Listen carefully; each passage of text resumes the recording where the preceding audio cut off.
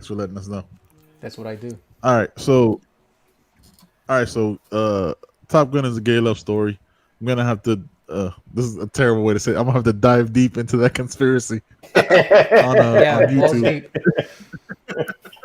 Pause, pause, and see all about that because that sounds wild. I thought it was gay because of Iceman and Slider because I thought they had like, you know what I mean, like when they play like, I mean, they're playing volleyball. They were like covered in baby oil. So I guess it's weird, right? Like I'm just going off memory, right? Like they were way too sweaty and shiny. They were rocking some baby oil. And That's what it the was. dude definitely didn't want to go get with the only chick in the movie because I believe there was only like one girl, like Yeah, there was only one girl that had like Kelly McGillis. speaking parts. Yeah, yeah, that's true. I don't remember another girl in that movie that really no. spoke. Yeah, Nah, Meg Ryan was in when it, Goose but died. that was Goose's wife. I think John got kicked off. When Goose died, didn't like Meg Ryan, didn't like his wife show up and have like a line in the movie? I don't remember. Like I haven't seen it since I was a kid, so like I vaguely remember it.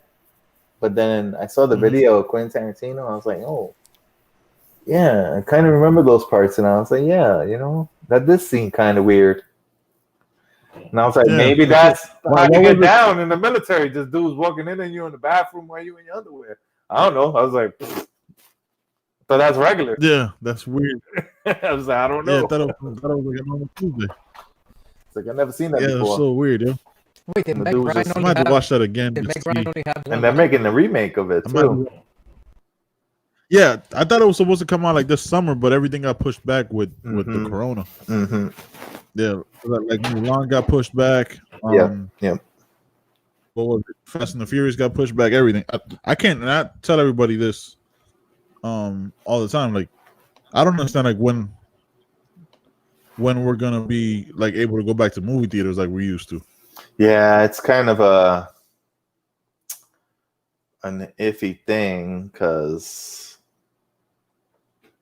I mean, I don't know how people saying that everything's going to be back up in May. I was expecting like maybe July, August. Mm-hmm. I mean, I'm not a I think May's I'm not a right. I think doctor. I'm not a doctor, but I'm like, it's Right. definitely not going to be May. No, I mean I don't know how it could be May when was every day we have more and more cases. You know what I mean? It's not like we're on the downside of it. No, And it's we're coming not. down. Like It's I don't even know. You know what I mean? Like the we're curve, close to like the 700,000 curve right now is flattening on top, but it hasn't gone on the downward trajectory yet. And it's a lagging indicator. So we're basically looking at whatever we were doing, the effects of whatever we were doing 2-3 weeks ago. Yeah, this is all like because it's weird, right? Because they give you the test, but the results don't come back for a week, depending on where you're at. Yep. So who knows how many people you were around in that time? Mm-hmm. It's just strange, bro. Yeah, one of my best friends is in the NYPD and he has it. Yeah. So yeah, I heard like 300 cops were. Oh, it's 600, something crazy. And although he has it mild, he had like a fever the first few days. His dad got it really bad. I actually had to go to the hospital. But he's older, right? He's older. He's 72, but he's on his way of doing better, and he's actually going to be discharged today. But he was in the hospital for a few days, so that was kind of a little scary. So I've been telling my friend, just hang out at home. You'll be home for a week or two, so just hang out at home, stay in your room, and stay away from your wife and the girls, and just take it whatever it is, because you can't do anything about it right now. Me, I've been home. People been like, "Yo, we're gonna come over." Like, don't come over here because I'm not gonna open the door for you. Yeah, don't come over here for shit, bro. Don't come over here. Like I was no. Yeah, because you got asthma, so you can't mess with none of that stuff. It's like I tell them, you don't have to go home, but don't come over here. Yeah, drive around in your car. It's like, and you know what I mean? No, we'll FaceTime or some shit, but yeah, we've been doing a lot of FaceTime and Zoom. Yeah. So which is interesting. It's weird. It's weird though, right? Because you know what I mean, like being Hispanic and being Latino, right? Like you're always used to being around a lot of people, like days like today, or you know what I mean, or birthdays, or just parties, anything in general. And now you can't do that stuff. And like Zoom and FaceTime is cool, but Yeah. you can't hang out with people like you used to. No, actually, my That's cousin. crazy. My cousin is going to be having a virtual baby shower, so we are, Yeah, we so already crazy, sent her man. our gifts, and then we're gonna just show up at the baby shower, I guess, over Facebook or whatever, and Yeah, try to partake then. I mean, it's nice that we're gonna get to do that in this time, but then again, it's like, yeah, it's a baby shower. I expect stuff when I go to baby shower. A nice meal, some you expect to drinks, see people. piece of cake. Yeah. It's like I'm not gonna get none of that. This is like half-assed None today. of that. I was like, you know what? I'm gonna do all my parties like this. Just send me a gift, For real. and I'll just cook for myself, and y'all people do whatever y'all want. Yeah. This might be the For usual. real though, man. This might be the usual party idea now. This might be normal. This might be the normal for real, bro. Yeah. Yo, can you see? Can you see Jonathan? No, Can you see my boy? No, I don't see Jonathan. I don't see him at all, bro. No.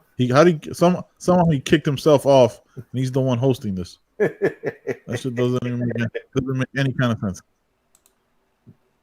Hold on, man. This shit is so strange. But yeah, it's wild, bro. Like I was like, my friends were talking about having like a game night on Zoom. Oh yeah, we have. Like everybody like gets their own board. Everybody gets their own board game and play like that. Well, what I've been doing is I've been hosting a trivia night, and I do it. I do it on Zoom. Okay. So that's been kind of fun. We get to see have a couple of people join us, and then we just do the trivia night. It's been cool. I usually post it on Facebook. Hey, okay. I have to join next time. Yeah, we got a couple of people, and then the games I do are usually like eight people, but you can do the audience and you can participate still if you're in the audience. Yo, Felix, let's hop off real quick and come back on because the whole stream is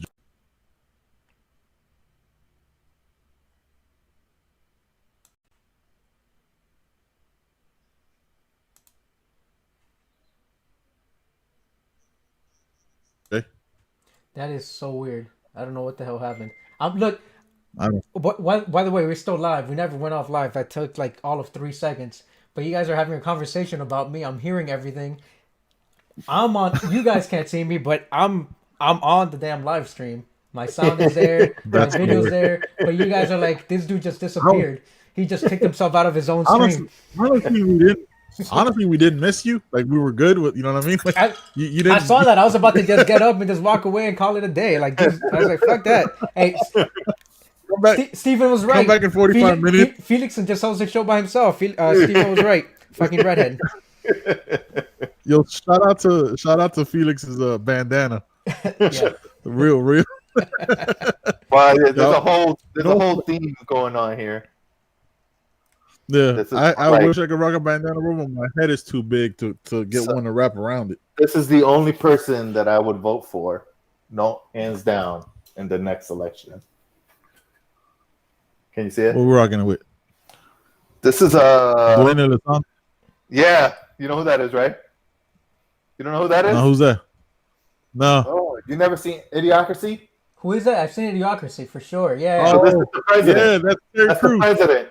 That's Terry Crews. Yeah, that's Terry Crews. He's the only one fighting for. He's the only one fighting for burrito wrappers. We're extremely low on burrito wrappers, and he's the only one fighting for us. We need more burrito wrappers. We need more burrito wrappers. That movie's. I need to see that movie again. That's funny. I need to watch. I showed it to my daughter like 8 months ago, and it was funny because I was like, "Oh, I got a movie I want you to watch." So we're watching it. She was like, "I don't get it. Is this like a documentary?" I was like, "Oh, shit, no, this is a comedy."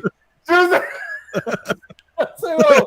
That's when I was like, "Oh man, this girl is fucked up right now." It's like, when someone can watch that movie for the first time and be like, "Oh, this is a documentary." You would think so now, right? You would absolutely think so now. Yo, John, now that you're back on the stream, bro, I don't know where you went. You were like a ghost in the machine on that one. What did you think about the Top Gun gay love story? Dude, I think that's why it took me so Dramatic. long to. I think that's why it took me so long to get back on. I was enthralled by this fucking story that Felix was telling. But when you look at it, right, you kind of, it's probably it's right in front of your face and we never notice it because you're right. They're all fucking baby oiled up, and all the scenes they show are these dudes that's playing volleyball with no shirts on, or Iceman going up to his Yep. going up to Maverick with the whatever, like he's gonna bite his nose off or some shit. And then the Kelly McGillis Yeah. movie, the Kelly McGillis scenes they're all fully clothed. One of them jumps in the shower, but not both of them. And then some Dewey Brothers Yeah. or some shit plays in the background, and then he rides off in his motorcycle, and you're like, what? What happened? So he didn't leave Right, with true. the chick. I thought this was the whole point. It was a love story. And then they show Meg Ryan before she Yo, had all that bottom line. crazy surgery, and but she Yeah. was in the movie for like 30 seconds. And then the dude's like that. Yeah, she was like He was like, now I'm gonna be. Now you could be my wingman. I was like, oh, that sounds like so fruity right now. I was like, no. I said, nah, man, I don't need a wingman. It's like, I'm good. I'm good. Not that It's like, kind of I pass. Hard pass, brother. Hard pass. It's just like, But yeah, man, you think about that stuff and you don't think about it like you said, like you don't think about it when you're watching it, but you think back, and especially now that you're older, you're like, oh, this is a gay love story. yeah, I mean, It was ahead of its time. it was. You know what I mean? If you think about it, even if it is ahead of it. Even if it's not, it still makes you think like, yo, you know. I mean, Yeah, makes you think like, good for what them, other man. There's movies nothing have, wrong like, with it. It's like, no I don't know what Rocket, bro. what branch do you guys serve in? Army. We're both Army, yeah. Okay, so Yeah, it we're wasn't like that in the Army. Dudes lotioned up, baby oiled up. Nah, bro. Hey, Not body at all. ball. Not at all. son. Maybe in the Army that Ben served, and he was out in Hawaii, and I think he was fucking No, baby no, oiling no. up his buddies. It's like, No, who's wasn't. next? Yeah, Come you're on. right. He said, "Come on, I got them hands. Let me put some hands on you." It's like, I'm come here on. all day, guys. I warmed it up just for today. Like, yo. Oh, so wild, bro. Yeah, we Man. went to the beach one time with one of our friends that was gay. And I remember looking to Janelle and say, hey, can you put some of this lotion on my back? And he comes, come here, Papa. I got you. I said, nah, nigga. So I'm good. So you are not ever allowed to touch my back under no circumstances. You was too giddy with it. It was like, nah, you have ulterior motives. It was like, He was trying to shoot his shot, bro. yeah. He was like, but he said he told my wife I like him fluffy. I was like, don't you need to put a hard stop to that. It's like, you need to put a hard stop. That's a compliment, though, man. You right his type, boy. I was like, That's no, a compliment. man. No, man. And he looks for that. He looks for like you to be bothered. But since I laughed at it the whole time, it's like, this is no fun. He was like, Yeah, he's trying to like mess with you and troll you and stuff. Yeah, but no, when I you was have a like- sense of humor with it. He don't. he was like, Yeah. So I have to say, that's the dude. Nah, that's man. the dude over there. You need to lotion up. There was a big black guy on the beach. He was super big, like muscles. Yeah. He was like, I don't like him like that. I Yeah. like him nice and fluffy like you. I was like, nah. It's a negative. We're gonna get you a little Asian guy then. 'Cause I'm definitely not your type, bro. I was like, Little Asian guy. Oh shit. and he had brought Oh man. two-person kayaks. And he was like, he kept insisting, how about me and you go out there? I was like, nah, man. So I'm good. No, I'll take the back. Good. I was like, no. He's like, well, I'll take the front. I was like, no. Damn. There's no way, there's no configuration that you're gonna figure out that's gonna make me go out there with you. Not one. John, you would have gone out there, huh? Nah, I didn't go. I was like, nah. So, JB, how about you? You would have gone out there? You would have kayaked with him. Nah, I think that would have been a hard No. pass. He's just looking for. One tip. Ben's like, I want more than one tip. One tip's not enough for Ben. Oh, is that an eel in the water? What's going on here, guys? What type of party is this? Man, I'm good. Jesus. Oh man, it's wild, bro. Oh man, did you guys watch Saturday Night? I know John did. You guys watch Saturday Night Live last night? No, I I did saw not. parts of it. I saw like clips. But They did it all from home, bro. It was that's pretty entertaining. that's what I heard. But Yeah, they I didn't do mean any. everybody's doing everything. They didn't do any skits though. They did like Zoom video chats and Zoom video calls, skits like that, but it was all like basically like how we're doing it now. Oh, You okay. know what I mean? Like Okay. they just had people on, and then like they click to their video. I mean, it was creative to get something done. And I mean, they got to get paid too. So Yeah, that's probably why they did it. It's like, yeah, we haven't been yeah. getting paid in like 2 or 3 Working weeks. from home working from home is gonna be a bigger thing in the future, bro. Like I think more and more companies that are able to go like that, they're gonna have to do this. Because like we were talking, you know what I mean? Like I don't know, like, and me and John talk about it all the time. I don't know when we get back to any kind of normal for real. So there's a vaccine, but we're like what 18 to 24 months away from that. Right. And then the testing has to, you know what I mean? The testing has to be stringent because you can't just rush a vaccine. No, you got to have testing So who and knows? tracking, which is something we don't have. Yeah, We haven't had the whole time. We haven't had testing and tracking at all. Yeah, at all. Yeah, so it's like they're only figuring out you got COVID once they're like, oh, you got symptoms and you're in the hospital and you're dying. Mhm. Oh, let's give you the test. It's like, or if you're showing up to the testing site and you have symptoms. Yeah, but realistically, we should be randomly testing people in the streets, like, hey, just to see where this thing is at. Well, speaking of testing and tracking, where like the pockets are. You know, Amazon or Google and Apple, right? You know, I mean, everything's tracked. Our data's tracked by these guys. You can opt in to be tracked or not. Your location, places you visited, all that stuff. And so over the last week, I've heard about, you know, Google has an app or they're developing something that will share where you've been, if you've been in contact with someone. Your chances of having come in contact with somebody, and people are acting like, oh, my privacy. I'm like, dude, I mean, you gave up your privacy a long time ago. Like the reason why they can do it is because they already have your data. If you use GPS, if you check in anywhere, like Facebook, Google, they already have all that stuff. Yeah. And so you gave up that right a long time ago. Yeah. But it's crazy, right? That they can just say, hey, we can tell where every single American is, or we can tell what cities or what locations are abiding by shelter in place and which ones aren't, because we can see that they're moving about. Yeah. I mean, tell me that that's not Big Brother, some crazy shit that you're just, you can pinpoint where you're at. But you volunteered for it. Yeah, well, I knew it, yeah. So it's like, not really. I mean, you can always just go, I don't want to do this. So then, all right. Don't get a new phone that doesn't have Android or Apple. Right. Yeah, I mean, you can go into settings and change that up, right?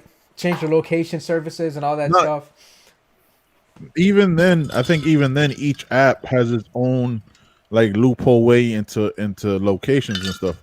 So you have to go in there and like read all the like, the EULAs, you know what I mean, the licensing agreements and all that stuff to see what they get access to. So it's basically impossible unless you go back to getting a Nokia, you know what I mean, or a Motorola Razr with no location services. Any phone with an app, you're screwed. Like they have access to everything. Like you have Facebook, you have, you know what I mean, you have a Google phone. They have it already. But really, so I don't know how you get.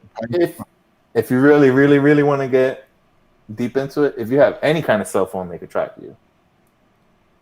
Yeah. Because you have to go completely off the grid. Yeah, you just can't have a cell phone. If you have like a home. No, I mean that's true, right? You can turn off. You can turn off on the software side. You can turn off your location services and all that stuff. You still have a GPS chip in there. You still have something that can be tracked. Not even that. Just through the cell phone signal, they can triangulate through the cell phone towers where you're at approximately to like 100 meters. Yeah, you're right. If you're receiving signal, then they can track you that way as well. Yeah. So I mean, it's a lot of data, but I'm sure they're doing it or have done it. Yeah. Or have done it. Yeah. No, I mean that all came. Yeah, as soon as you give up, you compromise your privacy for the simplicity of a cell phone, right? For having a computer in your pocket, like you just kind of have to know. I think a lot of the people that are complaining about it now, like you said, Jay, that are complaining about it now are the ones that like haven't realized what's actually been happening for the last 20 years. Right. You know what I mean? They're just now like, oh man, I didn't know. Like you should see like the things people complain about on my Facebook. I was like, this you're just noticing this now? Like, oh, these politicians are so corrupt. Where have you been? Like, where have you been the last 60 years? Oh, like, they're taking away our privacy. It was like, yo, you're on Facebook right now through an app on your phone that gave them access to everything. Facebook records everything you do, and they have tentacles into every app or website you go into on your phone, which is why, like Felix sending me a link to a gaming chair, all of a sudden that I've never seen before shows up on my Facebook and my Instagram every third image. Everywhere. You know what I mean? Like, what are we talking about here? I guess that leads pretty perfectly into my next question. With I think John, you and I touched about it real quick last podcast, but the whole 5G conspiracy theory. Have you guys seen any of this shit, Felix? Yeah, I saw a couple of tweets about it on Twitter. Yeah, I don't know. I think people that have been indoors for too long, they're running out of material. Yeah, I mean, COVID is in like 100 countries or more, and there's only a handful. Ben, by the way, just as in case you forgot, a handful is this many.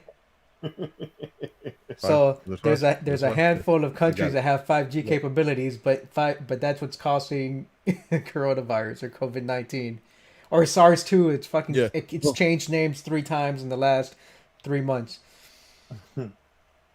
Yeah, they're trying to justify it by saying that like the installation of the towers is why there's COVID, to keep people away, and like the radio frequencies are giving people what is it, headaches and cancer and all this stuff. I'm like, what is happening right now, bro? It just doesn't make sense, man. Yo, is Felix frozen on your end? Oh. Is he? Am I? It froze. My web browser had froze. Nah, you're good. You're still coming through live. Nah, okay, you're good. Let me close some stuff. Yeah, man. It's like it reminds me when I was younger. I used to manage the payroll at a manufacturing company, and we had just installed these time clocks that scan your hand, so you can punch in and out. And the union had complained that they were going to get cancer from that machine. And I was like, what will make you say that? So, the light. So I researched the light, and I got all the documentation on the scanner. So yeah, this actually has less emissions than your TV remote. So you'll probably get cancer faster from watching TV than you would from this thing. Jesus. So my suggestion is for you to quit watching TV if you're really concerned about cancer. Yeah, don't fly on planes. Then. Yeah, it's like don't microwave food. And since most Americans microwave shit, I mean, just don't do anything. Yep. Stop living. What the fuck are we talking about? We're halfway there, staying at home, it's so fucking all day. Yeah, mandatorily volunteered. It's wild, bro. I don't know. Shout out to your brother telling me I got COVID because I rubbed my eye. I saw that. That's disrespectful. He might be right.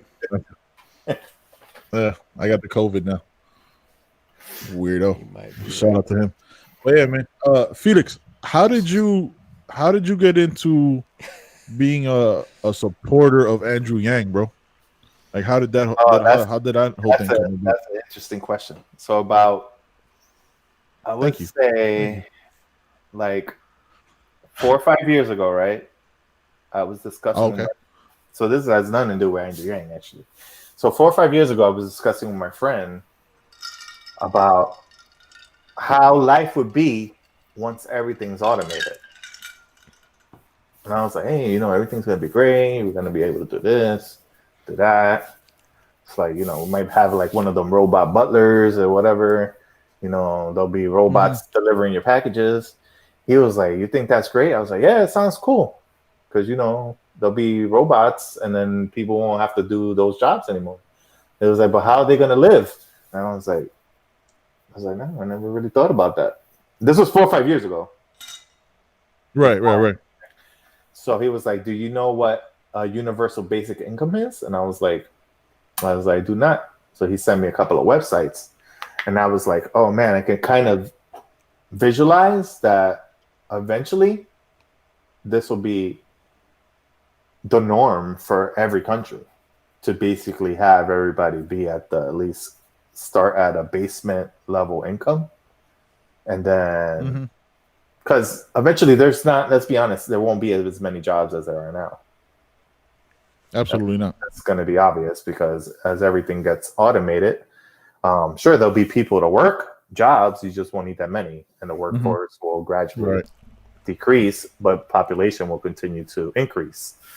So the participation in the labor force will actually go down, and you just can't have those people hanging out not doing anything because it's going to create health problems. It's going to create crime, and desperation, which will create more crime. It's just going to be an endless cycle. So the only way that we're going to be able to avoid that as a country or as a world is to provide people the means to at least have a basic level of sustainability, to at least not start your day saying, okay, I got zero and that's it. I'm not going to eat this today because that's all I can get because I don't have a job and I don't have any prospects of getting a job because there just aren't any. And also I kind of envision that as we go along that way, then some of the things will need to change. Maybe we won't be working 40-hour work weeks anymore. Maybe we should be working 2 or 3 days a week. And then also having people participate in the labor force like that part-time to at least get them other means, at least spread it out a little bit. So aside from a universal basic income, there's going to have to be other things that change along with that. And then Andrew Yang came along, and he was pushing a UBI. And then ever since that day, I wouldn't say I joined the Yang Gang, but I was very aware, and I was sharing a lot of their posts. And then people were always like, "Oh, that's welfare." I was like, "Well, it's not welfare. We're giving it to everyone." Exactly. Yeah. Welfare is when you give money to poor people, but this is just giving it to everybody, no matter what. And then actually, we would actually save money in the long run because we start eliminating the bureaucracy around welfare and all those other systems. So what happens when you give money? But then the government starts to shrink. Yeah. The people that work in the government start to shrink because then you don't need that many people for means testing. That's true. You know what I mean? So then the money that you're giving out, you're kind of saving at the same rate, and you're just giving it directly. More like an investment than a loss, right? That's exactly what I say. And you're talking to someone that I spent my whole young being a child to an adult living on welfare because my mom, she was a single mom. She had 4 boys. Yep. She was home most of the day. She didn't work. So this is somebody who grew up on government cheese and no frills peanut butter and no frills beef and stuff like that. So I know exactly how it is to live on welfare and stuff like that. And a UBI is not welfare. It's not. And if everybody's getting it, then not only that, it'll be very popular because if everyone's getting it, then there's no stigmatism around it. No one feels like it's a handout. Right. You know what I mean? And if you're only getting $1,000 a month, you're still gonna need a motherfucking job. Exactly. So you're not gonna be. You can't live off that. You know what I mean? You still and your ambition doesn't cease because someone gives you $1,000 a month.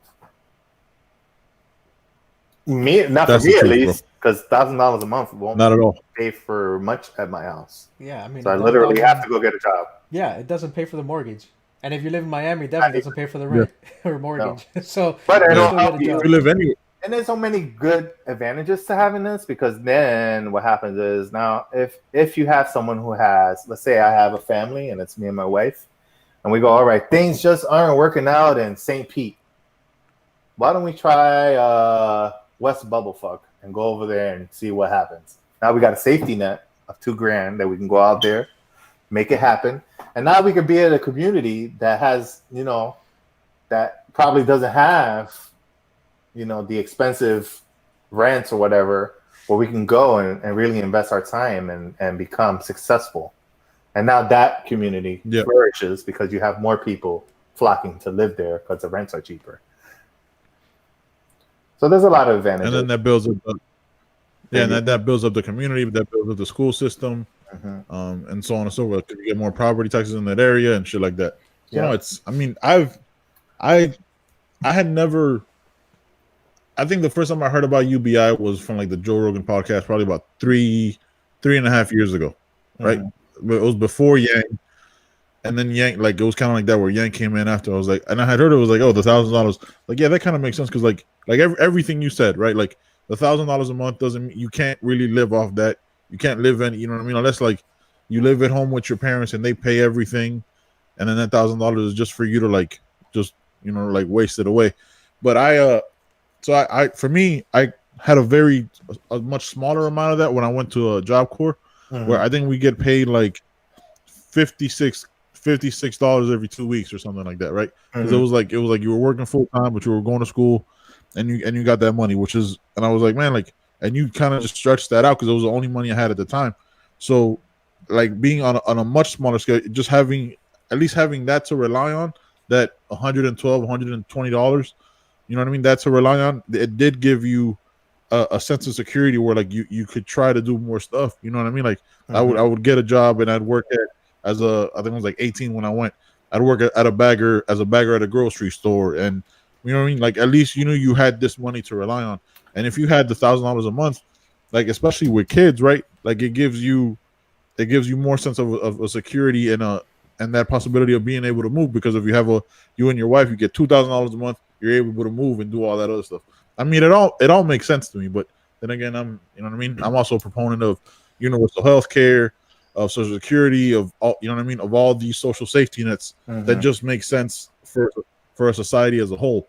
You know what I mean? Like and when people hear that, like, oh, you're a communist or you're a socialist, like, no, bro, just if you're an American citizen and you pay taxes, I think you know what I mean.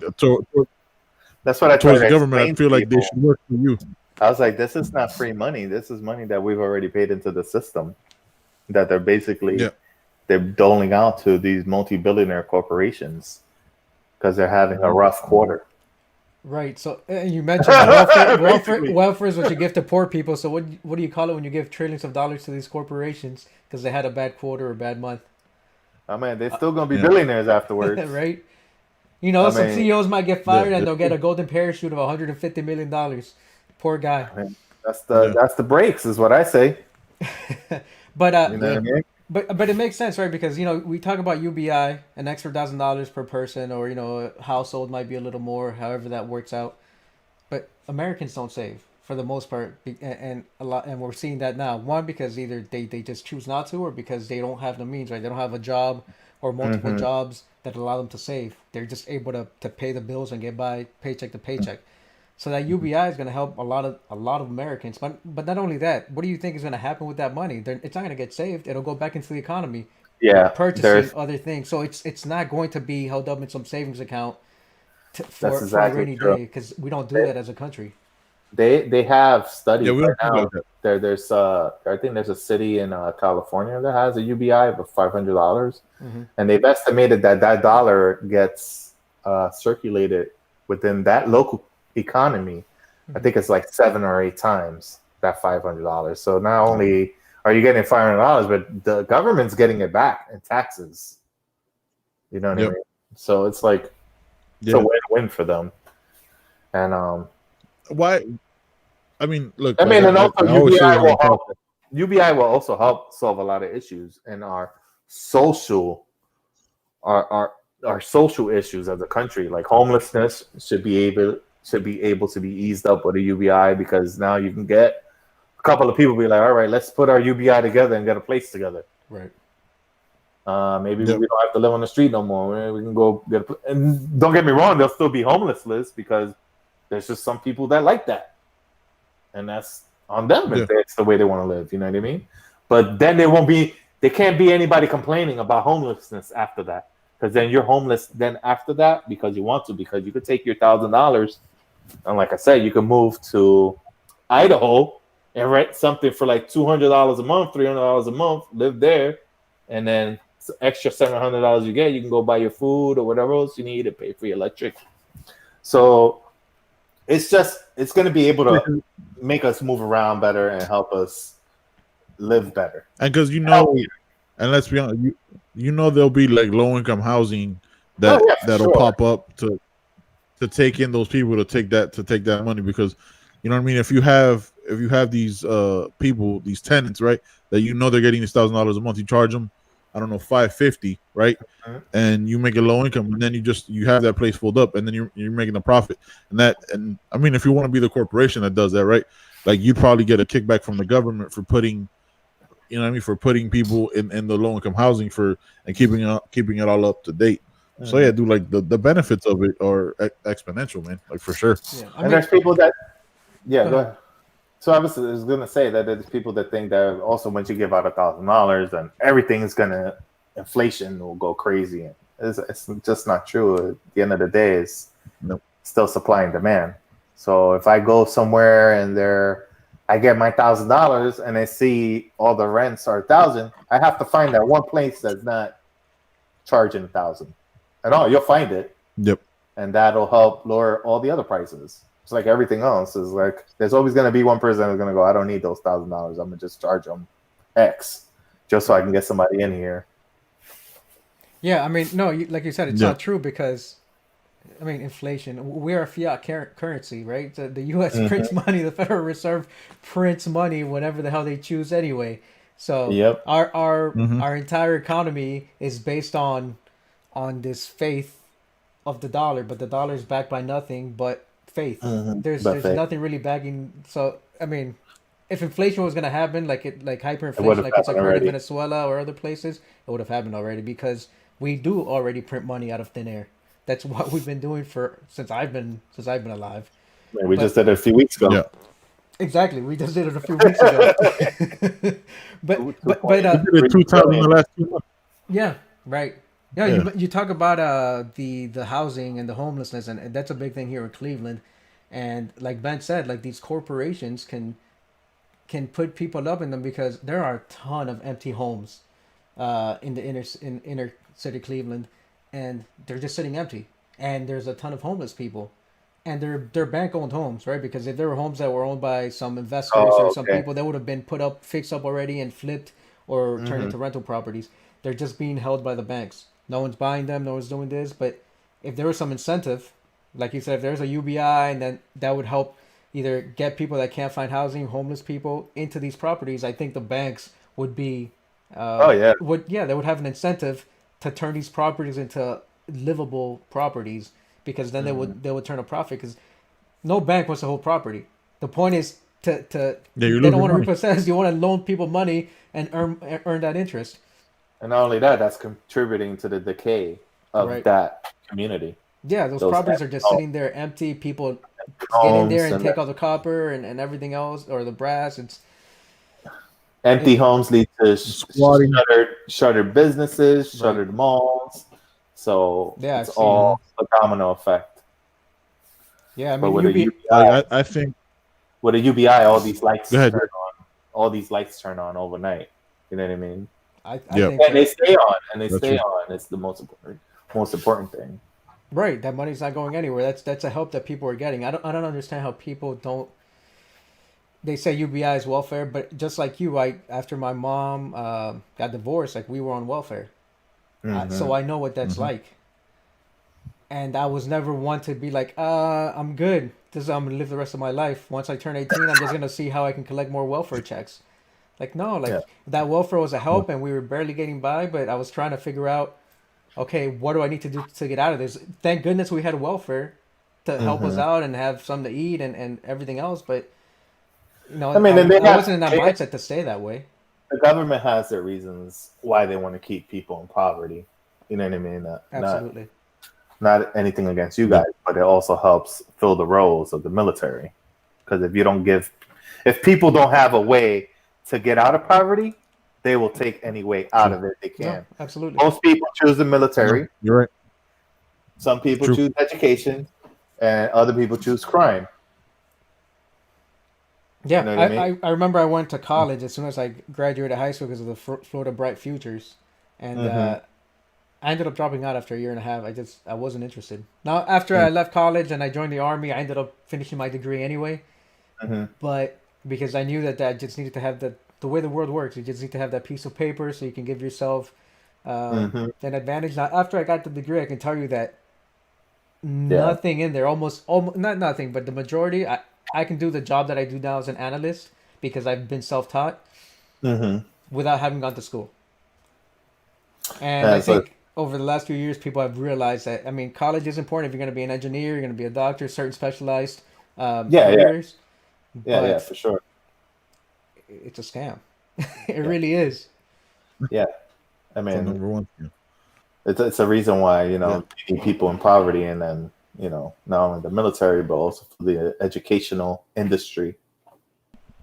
You need to have Yeah. those You start. people. You need to have those people there to be able to sign up to schools and pay these Mhm. crazy rates of schools that have gone up year after year after year, but the level or the quality of education really hasn't changed, except they keep raising the loans or the tuition rates. Yeah. Salaries haven't gone up Yep. all that much, but inflation No, goes up, tuition Nope. goes up. no, and they always tell you the same thing when you go to these colleges. Oh, we're going to guarantee you a job after school, and it's Mhm. no, it's not true. You know what I mean? You still need to be at That's least very true. a half intelligent person to get a job after school. Look, I was a recruiter for 3 years. When I was in Korea, I got tagged to go to recruiting school, and I tried Hmm. my best to get out of it because I was like, nah, I'm gonna be a drill sergeant instead. Fuck this recruiting shit. I like the army. I enjoyed all the benefits that I've gotten. I'm great. I'm grateful for it, but I don't feel like going out and selling the army to people. That's not my thing. And Yep. but whatever. Eventually, I got over it. I I was upfront with people. Like I just told them whether they wanted to hear it or not. I told them how it was. Like, I was recruiting from 2009 to 2012. So we're still Hmm. in Afghanistan, Iraq.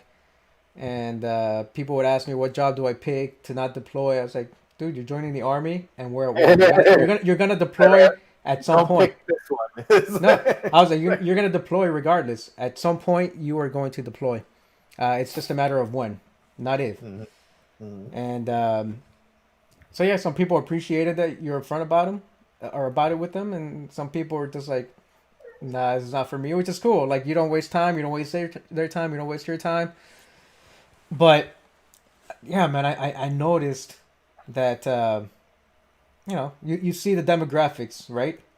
College Mhm. students. I went to some of these Yes. private schools that they don't care about what your GPA was. It's a private school, so they'll take the money however they can get it from loans, from whatever, and that's how a lot of Mhm. people who are Mhm. who are low income, end up going to these schools. I was really pissed because I there were two HBCUs, historically black colleges that I recruited at, and they're both private schools, and I swear to God, they were just taking advantage of these kids. And this was in Columbia, South Carolina.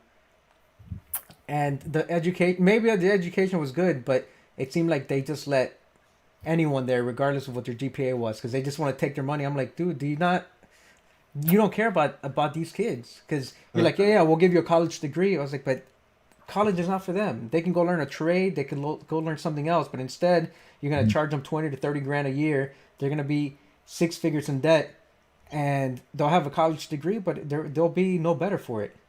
Which for a trade for most people would be a lot more profitable than a college Absolutely. degree. Yeah, Because I know people absolutely. who Yes. have tens of thousands of dollars in school loans, and they just don't have the job that merits that loan. Right. Yeah. And you That also level of debt. Yeah. yeah, and then you also have the people that go, well, I deserve this promotion because I have a 4-year degree. It's like, well, So does congratulations. everyone else now. That's the thing. Congratulations. You got suckered. You still gotta you No, still gotta earn it. Yeah. I mean, if you're an for engineer and you real. have certifications, you're doing cybersecurity, you're doing Yeah, something in that's tech, I different. get that. Yeah, That's different. But if yeah. you're just about anything else, like, oh, You're a business management graduate, and you're like, yeah, it's like Yeah. I deserve to be a manager. It's like, no, it's not like that. Still a lot of That's not how it who works. you know and stuff like that too. So Yeah, my little one, I remember from an early age. He's 11 now, but he's always talking about wanting to be an engineer. He's a smart kid, you know. yeah, yeah. I've had to like kind of step back and think to myself. I'm like, are you just saying you have a smart kid because you're a dad and that's what every dad says? It's like, Everybody really look thinks at your that. son. Is your son really smart, or are you just saying that because you're his dad? Is he really like a little dumbass and you just don't want to Everybody, say? everybody thinks their kids are the most special kids Yeah, in the class. we do absolutely, but no, but so I think I'm not gonna say he's a genius. I'm not gonna take that step, that leap. But yeah, he's a pretty smart kid. And I remember from an early age, I was talking to him about Georgia Tech because he talked about being an engineer and all this, and he's been around Marlin. And Mm-hmm. my oldest son is a computer science major now, and so he's always talking about engineering this. And so I talked to him about, hey, if that's what you want to do, these are the schools you want to look at. This is how you have to set yourself up. Georgia Tech. Mm-hmm. I talked to him about MIT, Caltech, all these things. Not because of the degree, because the degree is nice, but it's because of where you're getting it from. Like you said, it's about who you know. You go to The a Georgia brand, Tech, you go to the Caltech, brand. Yep. you want it. That's that name recognition. That's what will open doors to you. It's funny because when I went to school, I actually graduated from one of those private colleges that you mentioned. Yeah. Um, I remember going to school. I went to school at night and I worked full time during the day for 4 years. And I remember going, and I had professors that would teach at Hofstra, NYU during the day, Right. and then teach us at night. And then one time, one of the professors said, he came to me, he's like, you're lucky. I was like, what do you mean? He said, you're lucky you go to school here. I was like, I was like, how do you figure? Because he was like, because I teach the same class in Hofstra in the morning, and they're paying 10 times more than you. He's like, yeah, it's funny. Jeez. It's like, and I'm teaching out of the same textbook, the same curriculum. I'm teaching them, I'm teaching you. And he was like, and I'm going to tell you something. He's like, you're a better student than most of those people. And it blows my mind away because you work full time Right. all day long, and then you come here in the evening, and then I can tell you're tired, but you're paying attention. You do the classwork, and you go home, and you do the work. He's like, I'm amazed by you people. He was like, I'm amazed by this whole class. Because he's like, I have the kids in the daytime, and they're complaining about classes, and they go home, and I don't know what they're doing all day. Because they don't work. They haven't lived life. Yeah, they're just at the dorms, and you guys are working all day long and still have fine time to do all this work. Yeah, what's crazy is though, like I'm grateful, and it's awesome that there are online opportunities or opportunities for like evening learning and stuff like that. But you paying less, depending on what school you went to, right? Like just having a degree from a particular school will just open more doors to you. Yeah. Just because like that professor taught at two other schools, but going to an NYU is going to open doors. That networking is incredible. It will, and But he's talking about like the cost of it, right? Like the cost of The learning. cost is Now, definitely the name brand of the if you're school. paying for the networking, Yeah. you could just go to any school for 3 years and then do your last year at one of those. Yeah, well, that is still gonna be crazy. Yeah, but it's not That gonna be NYU 4 years of expense. Yeah. It'll be Of just yeah. one. Yeah. But that's what I would do if I had to do it all over again. Well, that's People- one of the advice they talk about. Go to community college for 2 years and then do Yeah, your that's what junior I'm- senior year at one of these other schools. That's Actually, you save money. my oldest daughter right now, she's doing enrollment. So she does high school in the early morning, and then she does a couple of college classes in the later morning in the afternoon. And I was surprised because those classes are free. So I told her, you need to do this. Yeah. She was like, why? I was like, cause man, Yes. we're gonna save money with this. And I told her, look, I'm gonna get you a car. You're gonna go to these classes. You're gonna go to the campus, and then as long as you're doing what you got to do, you'll have your car. You can come here. You can go there. But I was like, dude, how much am I gonna save? It's a couple of thousand. So I was like, I'd rather put that in the car. It's like an investment. So I'd rather buy your car and then have you go to campus and get a couple of free classes at a community college. And I told her, and I'm gonna be honest with you, say you're not getting financial aid. It's like ain't nobody gonna give you financial aid because your dad makes too much money. So it was like you're gonna have to go to community college for the first 2 years, and then after that, depending on how your grades are, I will discuss with you whether or not I'm gonna invest another 2 years on you to finish that, or if you're gonna have to do that on your own. I mean, I had that conversation with my oldest son too. He's a sophomore now, but early on in high school, I was like, hey, this is for real now. Like this is if you want to go to college and you really want to study computer science or whatever it is you end up doing, this is where you set up how it's going to look for you when you start applying for colleges later in your junior year or senior year. Like this and your SATs. But if you don't do your part, you expect me to take that money that we've invested and saved to pay for you if you're not going to try to invest in yourself? Like you got to do your part because you're not going to get financial aid. The financial aid package you'll get is here. We'll give you a subsidized loan. So you don't have to pay interest, and interest will accrue until you graduate. Thank you for that. But it's still a loan. You still got to pay that shit back. That or grades. So you got to earn it. And everyone else is trying to do the same shit. But you'll get if you earn grades, certain schools will give the presidential scholarship or whatever they call it based on merit. So it's like, that's how you earn it. Your grades and your GPA. And if you don't do your part, why would I take 20 grand out of my account to pay for school? Even if we have a savings account for you, why would we pay for school when you're not trying to do that right now as a high school student? You don't wait till your senior year to try to do that shit. No, you do it before. Yeah. True. Yeah. Thank goodness for me, when I was going to college, I always had at least some assistance, not all of it. And since I was working full time during the day, I always paid my tuition up front for the most part. So whenever I took out a loan, it was very minimal. So when I did graduate college, I think I might have had like four grand on loans, which is not a lot for 4 years. Right. And I work study at the school, so I knew all the teachers, all the administrators. And I remember once I graduated and I got a regular job, there was like I was laid off, and there was a Christmas that I didn't have a job. I was like, well, I'm gonna miss this school loan payment, so I can pay for some stuff around the holidays. Man, don't you know everybody from school called me that worked there? Say, oh, you came up on the list. What's going on? Are you okay? It's like, yeah, everything's fine. Just not working right now, and I need the money to buy some stuff for Christmas. It's like, no, pay the minimum. Here, I'll give it to you. Don't do this. I was like, I don't need it. I'll pay it. I'll pay the minimum. Don't worry, I'll do it right now. But it was like that. But it's like, you don't want to do this. Trust me. This is a bad idea. I was like, oh my God. But luckily, I had those people who look out for me like that. Right. You know what I mean? It was like a big help. You need those mentors. Yeah. You need those mentors. You need those people to come in those moments. Yep. I mean, like you guys are being mentors to your kids. Like, hey, look, if you're not going to invest in your grades, then I'm not going to invest in you financially. Yeah, I mean, what's the point here? That's a real conversation that I have with my daughter. Yeah. And then my other daughter, my youngest daughter, she's a sophomore in high school, and she's autistic. So her path to adulting will be different. You know what I mean? Than my other daughter. So we're trying to prepare her for that. I kind of see her doing like a trade school kind of thing. And we're going to be investing time in researching. We were doing that now before all this happened. But we'll be researching that again once everything dies down again.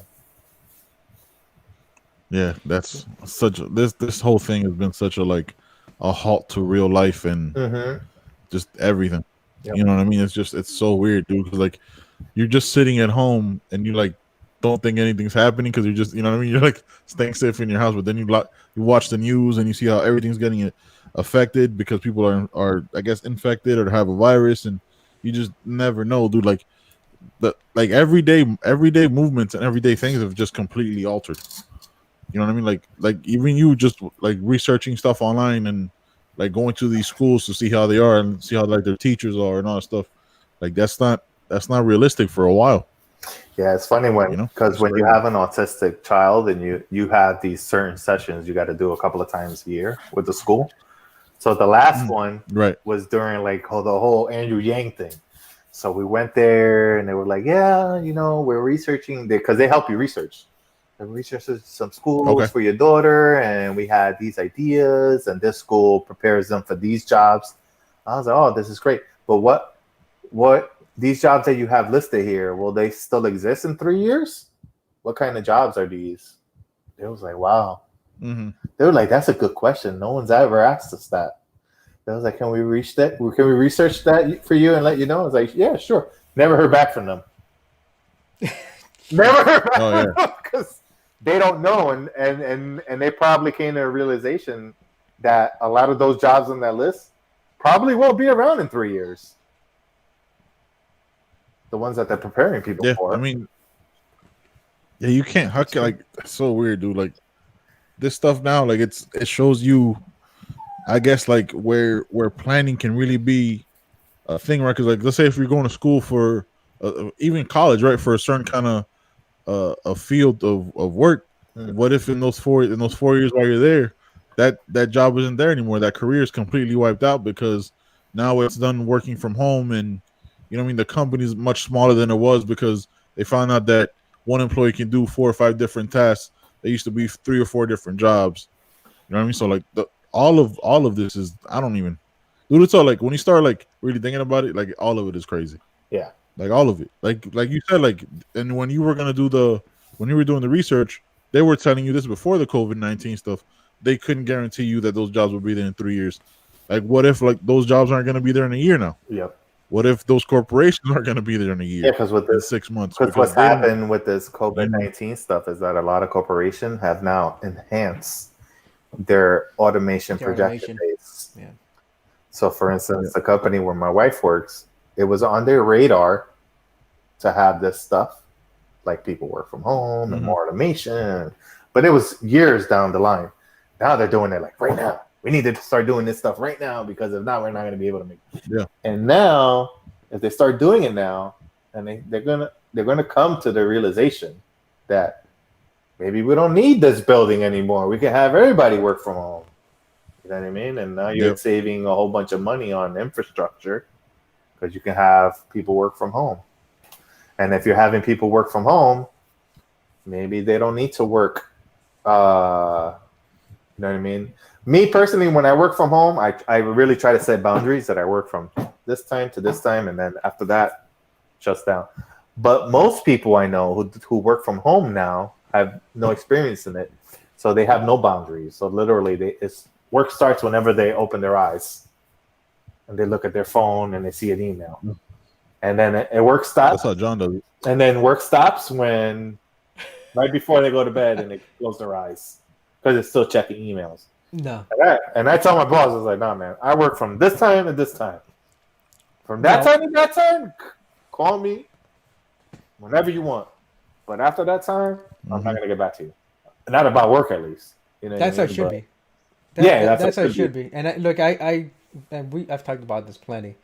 I already work from home 2 days a week, 2 to 3 days a week, and I go into the building, which is like a 20-something mile drive each way. But I'm on my 4th week. Tomorrow's my 5th week of full-time working from home.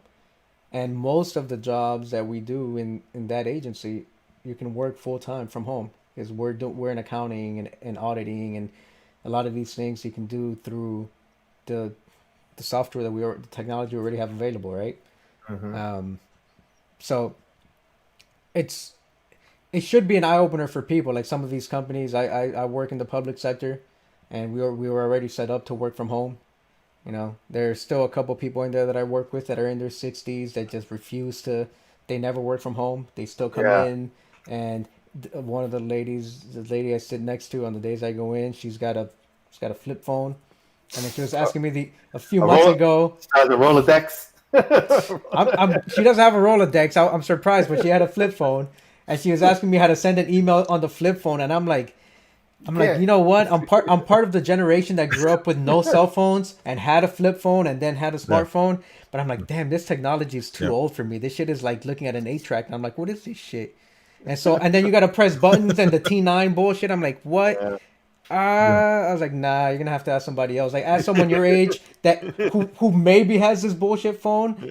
But she's just one of those people that is just, she refuses to she has no internet, she has no smartphone, and I don't know what she worked out with her boss as far as being able to work from home. I think she's one of the few people that still goes in every day into the office. I'm like, nah, fuck that. But my schedule, unfortunately, especially in automation and AI is coming for those people in particular. the It ones is. that are not able to adapt. Yeah. Or refuse to. And I mean, look, my Refuse to. schedule at work is I can come in anywhere from 6 to 9:30. It's 8 hour Mm-hmm. day, right? Or eight and a Mm-hmm. half if you count lunch. Mm-hmm. Um, I'm still working from 6 to 2:30. That's it. Like my boss knows I'm on. We have Skype, Yeah, same thing with me. and if I work past my 8 hours, I'm cool. I'll charge my credit time. Like Mm-hmm. I will charge my credit time. But usually I might work an extra 30 minutes, extra hour. I'm still done by 3:30. You know. See, my job, we don't have credit time. So if you're a salaried employee, then I am salaried, but then yeah, it's it's a not comp government time job, or so anything. it's It's, different. So yeah, you can get comp time, you can get overtime, you can yeah. get For us, credit. it's nothing like that. Yeah, So which is fine. I'm not asking for that, but but I'm working. and But in you're those working 8 hours cases, and I you're make done. sure that the boundaries are set. Yeah, but some people don't know that. Yeah. They just kind of get taken advantage of, or maybe they feel grateful. Maybe your companies will kind of guilt people into thinking, well, hey, you're working from home now. You should feel grateful you have this job, and people would just go along with that. And not on Like, employment. oh, Yeah. man, I'm good. I was like, I didn't sign up to be a slave Right, for. and and that's where unions come in, right? Ben, I work in the public sector, so there are unions set Yeah. up. You want to work if I need to work more than 40 hours a week, more than 8 hours a day, that's fine. But we'll get credit time, we'll get comp time, we'll get Yeah. overtime, even though I'm salaried. Like Yeah. there are measurements put in place to protect the employees. Mm-hmm. In the private sector, not You're always. in a Let union me. now. Yeah, You're in a union. How about you, Ben? No, there's no union for me for my thing. I wanted to ask you something about that too because I just popped into my head. So unions. So I have an overall kind of understanding about unions. Unions are more beneficial in like larger corporations as opposed to small businesses. Like how like is there's what are the pros and cons of unions? Certain unions have certain benefits and things they want to get accomplished as opposed to others, right? I mean, JV, I'm talking. You're the one in the union, or either one of you. Who doesn't matter. I've been in union work before. Mm-hmm. When I was younger, I did construction work in New York, where we actually did like Okay. we used to work on skyscrapers, and that was a union job. And that union was a very strong union. Um, they fought for a lot of good stuff for us. For instance, healthcare and retirement benefits. But Mm-hmm. it's also New York. It's a union. It's a little corrupt. A lot of mafiosos. Right. right. You know what I mean? Yes. But Right. Of course. you know what I mean? I guess you got to crack a few eggs to make an omelet because it kind of worked for them. Yeah, I mean the union that I'm not. Let me correct it. I'm not part of the union, but there is a big union presence, and like I said, I'm in the public sector, so it's a federal employees union. Mm-hmm. So a lot of the things that are in place now are because of that union, right? We have a CBA in place, and Mm-hmm. so a lot of the things that are in that CBA, whether you are a union member or not, they Mm-hmm. apply to everyone. And so some of those things that were worked out in the Oh CBA wow. were things like that 40-hour work week. The if you're going to work more than 40 hours, and there's a comp time, the credit time, the what is it, FMLA, all these Mm-hmm. other things that are that they negotiated and that union members get. But you, even if you're not part of the union, you have a lot of those protections as well under the CBA. Yeah, and that's mostly because for most companies like that, it's probably easier to manage it Mm-hmm. if they do the blanket coverage for Right. everyone than to do it for like half, and then these people do this and these people do that. So Yeah. it's probably a lot easier to manage it that way. Yeah, probably a CYA on their part too as well. They Yeah. just kind of do a blanket one to cover themselves. Mm-hmm. So And Yeah. The reason why could I you was join it if you wanted to? I could right now. Now, depending if I take another position, some positions are coded Okay. differently. If you move up the managerial chain, some you don't have that Okay. certain protections, or you that could you that wouldn't be option. covered by that. Yeah, which makes sense. Oh, okay. Okay. But I was wondering about that because I was reading an article yesterday because I watch a lot of like the Young Turks. I mean like the progressive news or whatever, Mm-hmm. and they actually just went into a union but they only had they only had 15 employees, right? And it had to be a majority, right? Not a unanimous decision to go to a union, and it was like 9-6, right? So like that's pretty close as to like how people view unions. So I wasn't sure how that works. Like I don't know, because like with union comes certain demands, and there's like a head of the union and all that stuff. Like I don't know if it's beneficial for a company or a corporation that, like, let's say if you have 7, 8, 15, 20 employees, if that's a field, you know what I mean, especially for like online media, if that's a field where like a union is more or less beneficial. Like I understand like corporate jobs and working for companies and things like that, you know what I mean, like especially like well documented or historical companies, you know what I mean, companies that have been around for a while, and new markets and stuff like that. But I was just wondering about that because like I had never, because I've never really been in a union, right? Like my job doesn't have it. Before that I was in the military. There's no union there. You know what I mean? It's just, there's it's just not gonna happen. I guess it literally depends on the field, the industry, the employer. There's a lot of factors that can go into whether or not it's beneficial. And it all depends on what a lot of factors on what you think is beneficial at the time. You know what I mean? Too. Yeah, but it was like, it's weird because like if it's 9-6, right? Because like let's say if us three work for an employee, right, and two of us want a union, and one of us doesn't. You know what I mean? Then you got what I'm saying? Like where if it's like we're split that closely, what becomes more beneficial than it doesn't? It's just because I've never known of a small company like that to want to unionize. I mean, like you understand, like actors and corporations and companies and stuff like that. Like I think fast food employees should be unionized. You know what I mean? Especially like during this time because of like how they're being taken advantage of, and I think they should have one voice. I think that should absolutely be a thing. I think there should be like an essential employers union, employees union, that they have a thing, because like I think they need a strong voice, because you think about it now, like all these people that are being forced to work out in the field, right? Like out, you know what I mean, not having the benefit of working from home. They're not really gonna have a voice, and once all this goes away, they're gonna be back to being shitted on, that they don't deserve $15 an hour, that they don't deserve private health care, because all the Walmart employees are all Medicare or Medicaid. You know what I mean? So we subsidize their health insurance anyway. You know what I mean? So like I think those employees absolutely should unionize and strike. And not only do we for the subsidize it, we pay a premium on their extremely whack insurance. Right. So it's not like it's the best insurance that they're getting, but it's like they're paying like it is. You know what I mean? But we subsidize that for them. Which is crazy. Like it's crazy. Like I was watching some stuff yesterday. I was like, dude, they should absolutely unionize. It came off of the Ellen DeGeneres comment, where her saying that like her being in her $24 million mansion is like being in jail. Yeah. And then like some lady from some mom from like a fast food employee was like, my daughter can't come home because I have a pre-existing condition, and we have 2 young kids, so she has to sleep in her car outside of the McDonald's or whatever. You know, like I'm paraphrasing the whole story. Like outside of her McDonald's, afraid of getting us sick and possibly killing her mother. You know what I mean? Possibly killing her mother. But fucking Ellen DeGeneres is crying because she has to sit in her home. Her mansion. It's crazy, bro. Her mansion. Can't call it a home, right? I know, $24 million. You don't call that. I have to stay in the east wing of the mansion for 8 hours a day now. Yeah. God forbid. It's crazy. While my staff is on the west wing. Oh shit! I have some breaking news, guys. What? Hold on a second. What was that? Let me see. You're about to let me pull see if it I up? can get this on. Yeah, I was trying to pull it up. This shit it's huge. This must have come out late Friday night, Friday evening. I haven't heard any of this. Have you?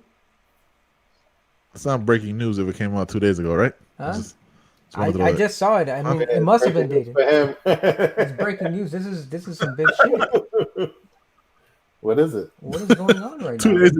Breaking news, guys. This happened a month ago. I just I mean, these numbers would make it seem like it was Friday, but it came out what, 5 minutes ago, maybe 10 minutes ago. This shit is crazy. What are we looking at here? You gonna screen share? What are you doing? I'm about to screen share with you, but I don't know if you're worthy of me screen sharing with you after you fucking talking shit to me like that. I just This is the entirety of our podcast. Is me talking shit to you. Have you not been paying attention? I don't. Are you not entertained? I don't think you're Who's worthy. right behind? All right, I'm gonna share it with you just because, you know, I don't have a choice. I guess you're the co-host, or you're the host. I'm the co-host. Something along those lines. Well, you're like the producer, the software engineer. I mean, you definitely got more titles. I'm the founder and host of the podcast. You're the founder. Yeah, I started it. What are we looking at? Let me see. Why is your face not in the picture? Because it doesn't have to be. It's just that. Let's see if I can. Can't see that. You're gonna have to read it. You can see it. Oh, okay. Why is he blue? That's crazy. What happened? No, it's too small. I can't read that. No. Can you read that, Felix? Oh, But no. so the blue guy. Right, he's blue to you, right? Yeah, well, that's John Bolton. Yeah. I'm gonna read it to you. You can't read like it. Papa Smurf. Looking like All right. Here we go. Papa Smurf got the come up. According to an unpublished manuscript of John Bolton's book, so it must have been the final director's cut, the original version, obtained by the New York Times. The former national security advisor claims Donald Trump directly told him he would withhold military aid to Ukraine until Ukrainian President Zelensky agreed to deliver politically motivated investigations into the Bidens. Okay. But that's not the one that I really wanted to tell you about. It's this one. There's been an unexpected White House announcement that Trump has resigned the presidency. In a tweet, Trump indicated he made the move because he felt it to be in the best interest of the country. Yeah, that's. I hereby resign the office of President of the United States for the good of the country. The office will now be in the capable hands of President Mike Pence and his awesome pardoning powers. This is indeed an ironic turn following Trump's often repeated prediction the markets would crash if he ever were to be removed from office. It was only 6 months ago Trump boasted in a tweet, "Do you think it was luck that got us to the best stock market and economy in our history? It wasn't. My oh my, how things can turn on a dime." The soon-to-be President Pence has yet to comment on the dramatic turn of events. It appears the announcement caught him, as it did all Americans, by surprise. "I had no forewarning. Really, I mean it," said Pence. Speculation is already rampant of what a Pence presidency and Kushner vice presidency will look like. Yo, not for nothing, man. I meant to tell you, like, I remember you guys were talking about Kushner last week, right? Oh no, we're all blue now. Oh shit! Yeah, we're all blue. I like this blue look. Yeah. So I remember you guys were talking about Kushner last week. I watched that same special with my wife, and it's funny because I remember telling my wife, I was like, the first 15 minutes, I was like, that guy's not so bad. You know why, right? Because I'm also a landlord. So I was like, yo, this guy's. I was like, I haven't heard anything he's doing that I probably wouldn't do. Until later on in the show where he was like suing people that already left. I was like, no, that's crazy. That's crazy. But like other stuff, I was like, that's literally the law in some states where you have to post a notice on people's wall. You're not embarrassing them. That's the letter of the law. It says that you have to do that. But the way they framed it in that documentary is like, that's to cause them embarrassment. It's like, no, that's the letter of the law. You're supposed to either hand deliver it to them or post it on conspicuous place on their door. Yeah, I had no problem with that part. That's whether it's embarrassing or not, whatever. But that's the law. Pay your rent. But opening up construction to force people to move out of a rent control place because you can't just kick them sketchy. out. And you're from New York, so you know how that shit works. I know exactly how. Honestly, I grew up in the Bronx, so I have a very vivid memory of Trump from back then. Mm-hmm. So I remember all the stuff, and he's always been a piece of shit. This is not lately. This is not just since he came into office. No. Right. I've been saying he's a piece of shit my whole life since I've basically known him. Yeah. So. Mm-hmm. But Jared, I was like, man, that's not so bad. I remember watching him. I said, well, that's not so bad. If that guy's bad, I was like, man, I can't wait till they do my story on Netflix. I said, holy shit. It was like, this guy's worse than Jared. It's like, this guy's worse than Kushner. So you get to the rest of it. Yeah, it's like, but Did then you see? I was like, yeah, that's a little kind of trashy what they're doing, trying to get people. Did you see out, the one that we talked about last time that Jonathan brought up the whole Guardian one, which was like Guardian. You know what I mean? Like Guardians take the money and steal from people and all that shit. I want to see that, but No, I I haven't was like, seen at that. there's always so much going on. Yeah, dude, that dirty money, right? Dirty Dirty it's Money. yes, that next episode after the Kushner one, I think it's called Okay. Guardians Inc. Guardians Inc. Yeah. And what are they? They like. Yeah. Dirty money. What do they do? Shit. It's the like when people get older, you know, they get into their 70s or 80s, and supposedly they don't have all of their everything about Facilities. them, other wits, other facilities, and so the state usually it's a big network of things that are put in place. So they go to a bank. It assigns somebody that helps them manage their funds. That helps them, quote unquote, air quotes, right, manage their funds. So like they'll go to a bank, and the bank might call an attorney because like maybe like that bank person thinks, oh, this person might need some assistance. Why are you taking out so much money? And maybe they are being taken advantage of, or maybe this person just happens to need $20,000 because they're gonna gift it to a grandchild, whatever. But when they do that, then someone at the bank calls an attorney who will then reach out to these people who will then somehow get the courts involved, and then they find themselves in court to run up the fees. Yeah, then they find themselves in court being assigned a guardian, and once that happens, you have essentially lost all your civil rights. You can't make any decisions for yourself whatsoever, financially or personally. It's funny that you bring that up because my wife and I had just completed our estate planning like about 2 months ago. Mm-hmm. And we were discussing that with our attorney because my older daughter, she's highly functional autism. Mm-hmm. She has highly functional autism. Right. But their evaluations say that she will never be fully independent, which is fine because we're capable of taking care of her for the rest of our lives. But then after that, it's like, oh man, it's like we don't know what we're gonna do. So we're trying to set up things where we're setting up trusts and we're gonna help appoint the guardian up front because that's what the attorney recommended. He was like, you don't want to get to a point where someone else does that for her.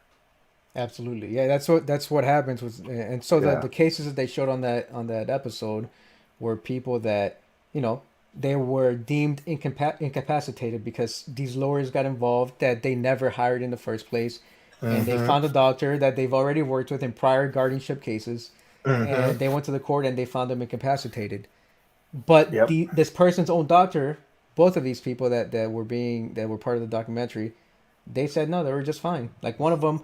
One guy had just retired, was living in his childhood home. His parents had passed, obviously he's older, and then he had bought 5 other properties because he said, I'm retired and I bought these 5 other investment properties so I can rent them out and not have to work the rest of my life.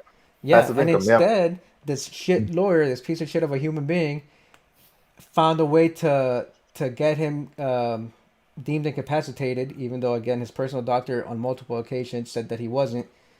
And ended up selling all his properties for $3.2 million. Wow. Yeah, crazy shit. In Massachusetts, so you know that property is worth a lot of money because it's for sure out there. Yep. And the same thing happened to this other guy who was a small business owner, and he was like maybe, was it 79 or 80? But same thing, he was still running his own business, and someone, I forgot how he got started, but eventually like he went to a bank where he did something, and then someone alerted attorneys, and then he finds himself in court. And out of nowhere, this distant relative, cousin of a cousin of a cousin, volunteered to be his guardian, which is that picture, Ben, that I posted on my Instagram. That lady that looks like she has such a look on her face, that shit-eating grin that you want to just slap. And she was fleecing him, selling his Harleys, his trikes, his Corvettes. Because it's funny that you mentioned that because we're gonna have to because once my daughter becomes 18, we're gonna file the petition to be her guardian. Right. But it's different. We know we're her parents. And then after that, in our will, we have to also assign those rights to someone else after both of us pass on. Yeah. But this woman had complete yeah, that's nuts. I didn't know that could happen. Yeah. That's crazy. Yeah. And then just to perfectly find people that are still capable. That's scary. That is scary.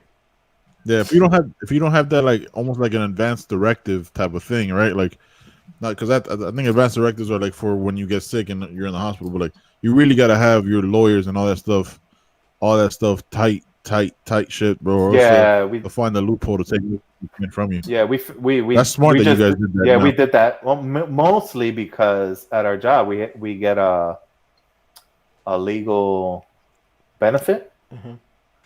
where Mm-hmm. you pay every month and you get certain legal services at a free or Okay, discounted rate, and then the estate planning was free. Well, it's not really free; we're paying for the legal service, but of course. they were like, if you're not doing this legal service, you're basically overpaying for this legal benefit. So I was like, okay, so then let me go do it. And then they ask you a whole bunch of questions, and then they put up all the papers together, and you go there and you sign them. But it was a very insightful once I started speaking to the attorney, because it was like once we told them what our situation is, it was like, well, it's good that you did this. Now you need this, and you need this. Call the legal service, the legal benefit, and ask them to recommend an attorney that does this and fill these things out as soon as possible. And now I'm like, shit, we should have did this before the virus. I'm like, you know, this virus thing is like messing everybody up. I was like, man, thank goodness I did my estate planning. But now I'm like, man, I need to stay alive because I haven't done the rest of it. Right. Shit. There's a lot more stuff to fill out with that stuff. Yeah, for sure. John, you got your stuff done? I guess. Yeah. Estate planning and all that. Yeah. Yeah, we I don't have any. got into the mode of that when we were active duty too, right? Before you got ready to deploy and all that stuff, you get your will in place and then everything, line all that stuff up. So, but I'm pretty sure I got to. You got to line that stuff up. Yeah. It's crazy. Yeah, I got to update. I have all my stuff for my insurance and stuff. I should definitely look into like speaking with an actual lawyer and getting all that stuff nailed down. It's funny because I try to talk to my parents about it and they freak out. It's like, oh, ya tú me quieres enterrar. I said, no, man, I just need to know how everything's gonna work. Like, at least tell me how you want it. You want to be married? You want to be? I don't want to talk about that. All right then. This is not gonna be Burger King once you get to that point. It's a conversation you're gonna have. It ain't gonna be your way. It's gonna be my way after that if you didn't tell me how. And if you know, this is a real conversation you gotta have. And I know Ben's known me for a few years, but people that know me. They know that, you know, I'll pinch a penny and be like, all right, then we're gonna do the cheapest shit for you possible. I was like, we're gonna stick you in a fucking shoebox and call it a day. Yo, damn. Hey, Benjamin, you just disappeared. You turned into some pixelated Minecraft. Oh, you're back. I'm Blocky, baby. Blocky Ben. That would be my rap name, Blocky Ben. Real fucking crazy ass name. I tell people, so if you want flowers or anything, you better pay for that shit up front, because if you leave me to do it, we're gonna stick you in the box and we're gonna call it a day.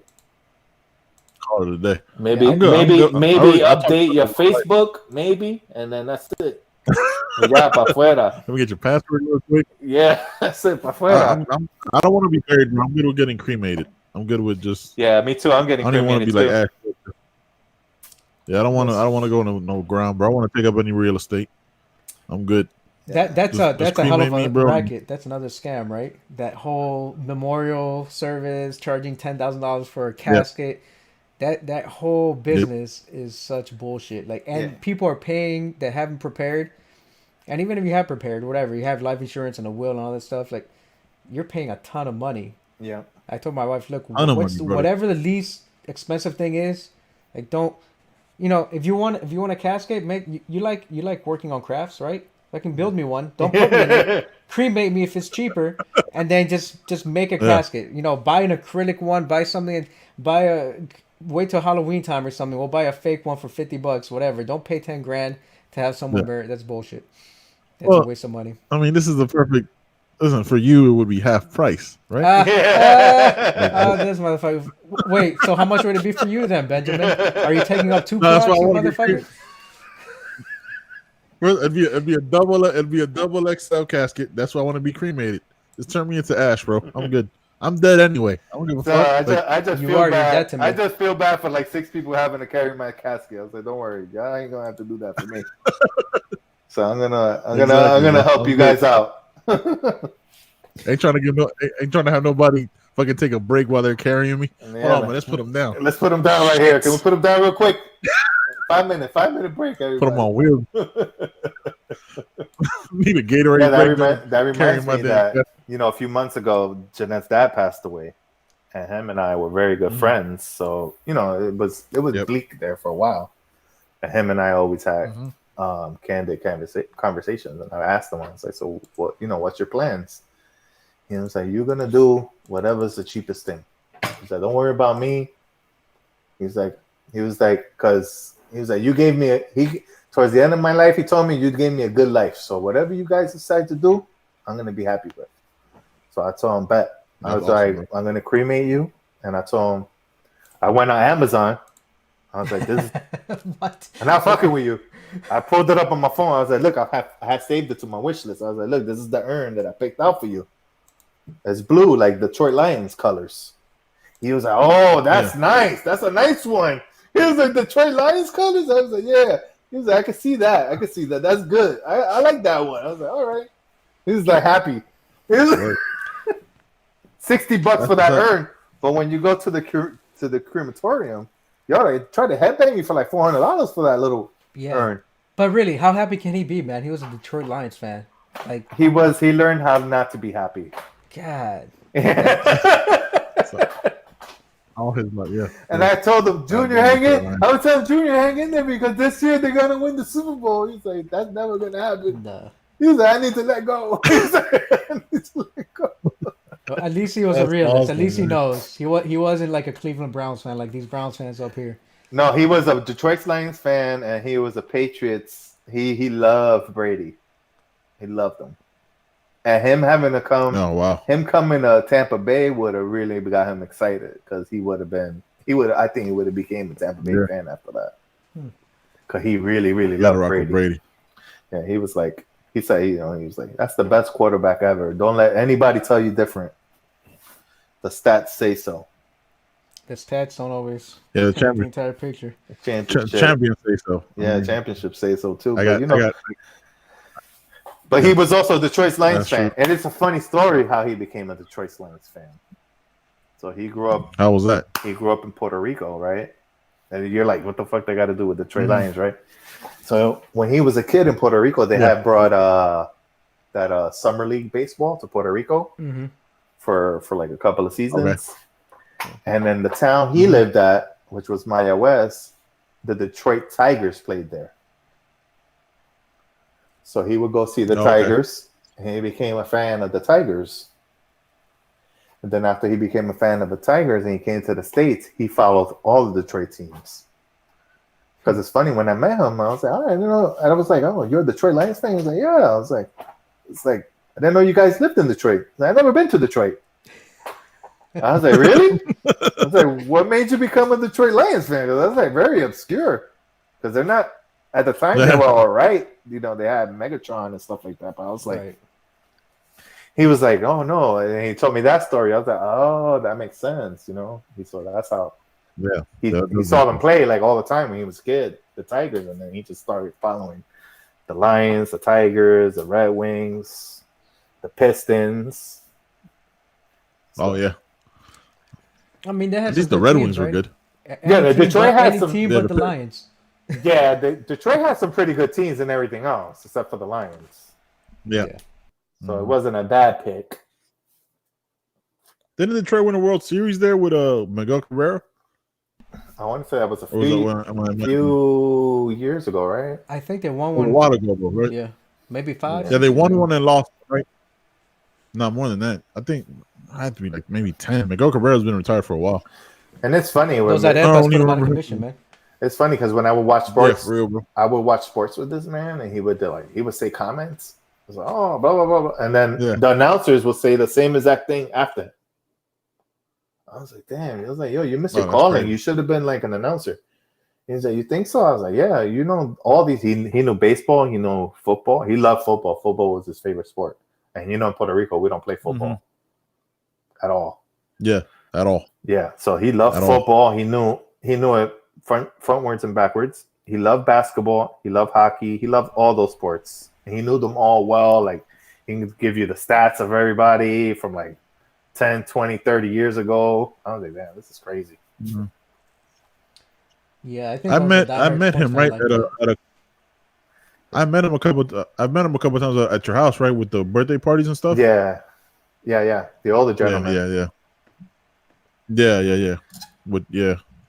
Good guy, bro. Yeah. Good guy. Always a nice guy. Oh my god, the amount of food that would be at your houses for the parties, bro, is absurd, Felix. I'm trying to think about I got what sick one time. I ate something. Yo, that time you guys came and we had made like three pernils, so they were big ones. Yeah, and it was huge. We had so much pernil left over, but the next day Jeanette made some Cuban sandwiches with it. Oh, that was a jump off. Oh, my friend was gonna leave that night. I was like, "Yo, don't leave, bro." He was like, "Why?" But he had to go back to Jacksonville. I was like, "Don't leave, because Jeanette's making Cuban sandwiches in the morning." He was like, "For real?" I was like, "Yeah." He was like, he called his girl. He was like, "Yo, I think I'm gonna have to stay tonight." He was like, "I think I'm gonna have to stay tonight." Yo, man, I know how good that food is, man. I grew up before my stepdad is Puerto Rican, and so any holidays, right? Whether it's Thanksgiving, Christmas, like you had pernil, you do it up in la caja china. You have arroz con gandules, alcapurria, mofongo, which I haven't had in a while. I was a little disappointed. He said that's the one thing that he said she hasn't mastered yet. I was like, damn. She's never made it. I'm pretty sure if she made it, it would be good, but she's never made it. She's never tried. Yeah. And then there's a Puerto Rican / Colombian / like Venezuelan, like a Latin restaurant here, and it's not bad, but still, there's nothing like home cooked, like a home cooked Puerto Rican meal. Yeah. Oh man, they're home cooked from that cook, for sure. So far, the best mofongo that I've had here, in this area, has been. Have you been to like Old Town? They have like the food truck thing, like the whole food. There's like 30 food trucks there. You ever been there? No, I've never been there. Oh, dude, there's like, so you go to Old Town. You know where Old Town is in Orlando? Yeah. So you go there, and across the street, they have like all these different kind of food trucks, and it's mostly Puerto Rican food. Wow, like they have one truck that only does. They have one truck that only does mofongo. Damn. And then they have another truck that only does the fry stuff. They have another truck that does like, the entrees. They have another truck that does pizza.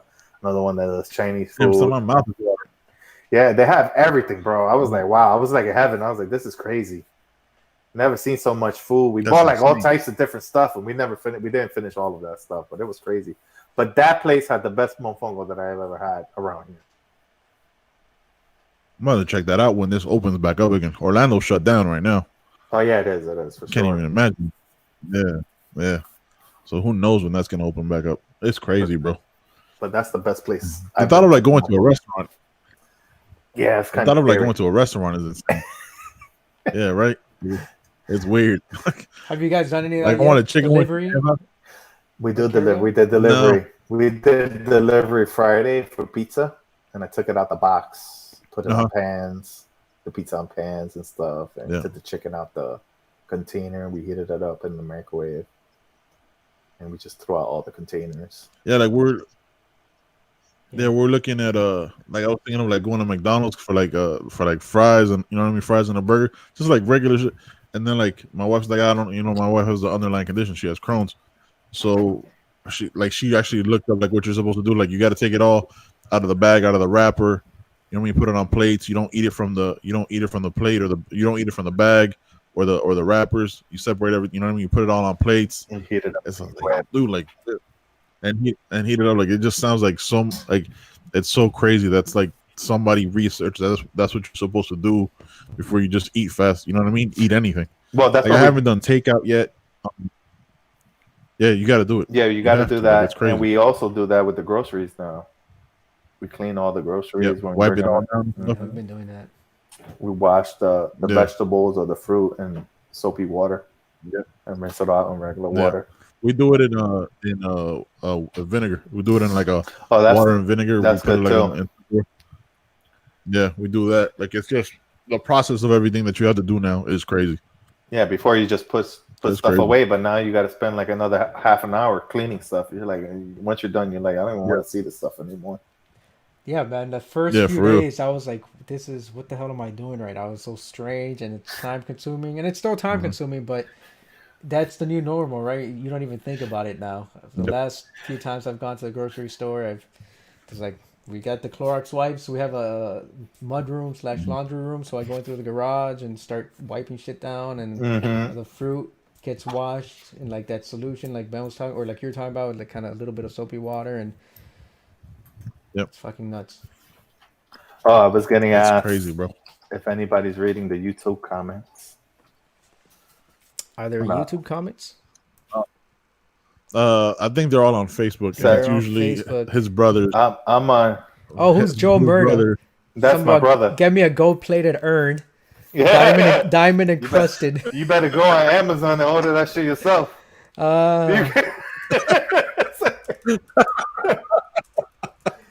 That's what I'm telling Okay, people. yeah. Hey, They you say, got an you affiliate got- link? You can make some money off of that. They say, yo, you got champagne taste with beer budget. Okay, you better see if Amazon can accommodate you now. Maybe put that shit on layaway. For real, you better Oh, shit. figure some shit out. We ain't gonna go down like that. No. Felix said it on this podcast. This is live and recorded. He's Is it- told you he's If you he's leave trying it up pitch to a pen. me, you're not even getting a metal urn, dude. You're gonna be. Hey, look, you know what? You go into your final resting base and a 2-liter bottle of Coke, empty. Maybe I'll wipe it out for you, rinse it out.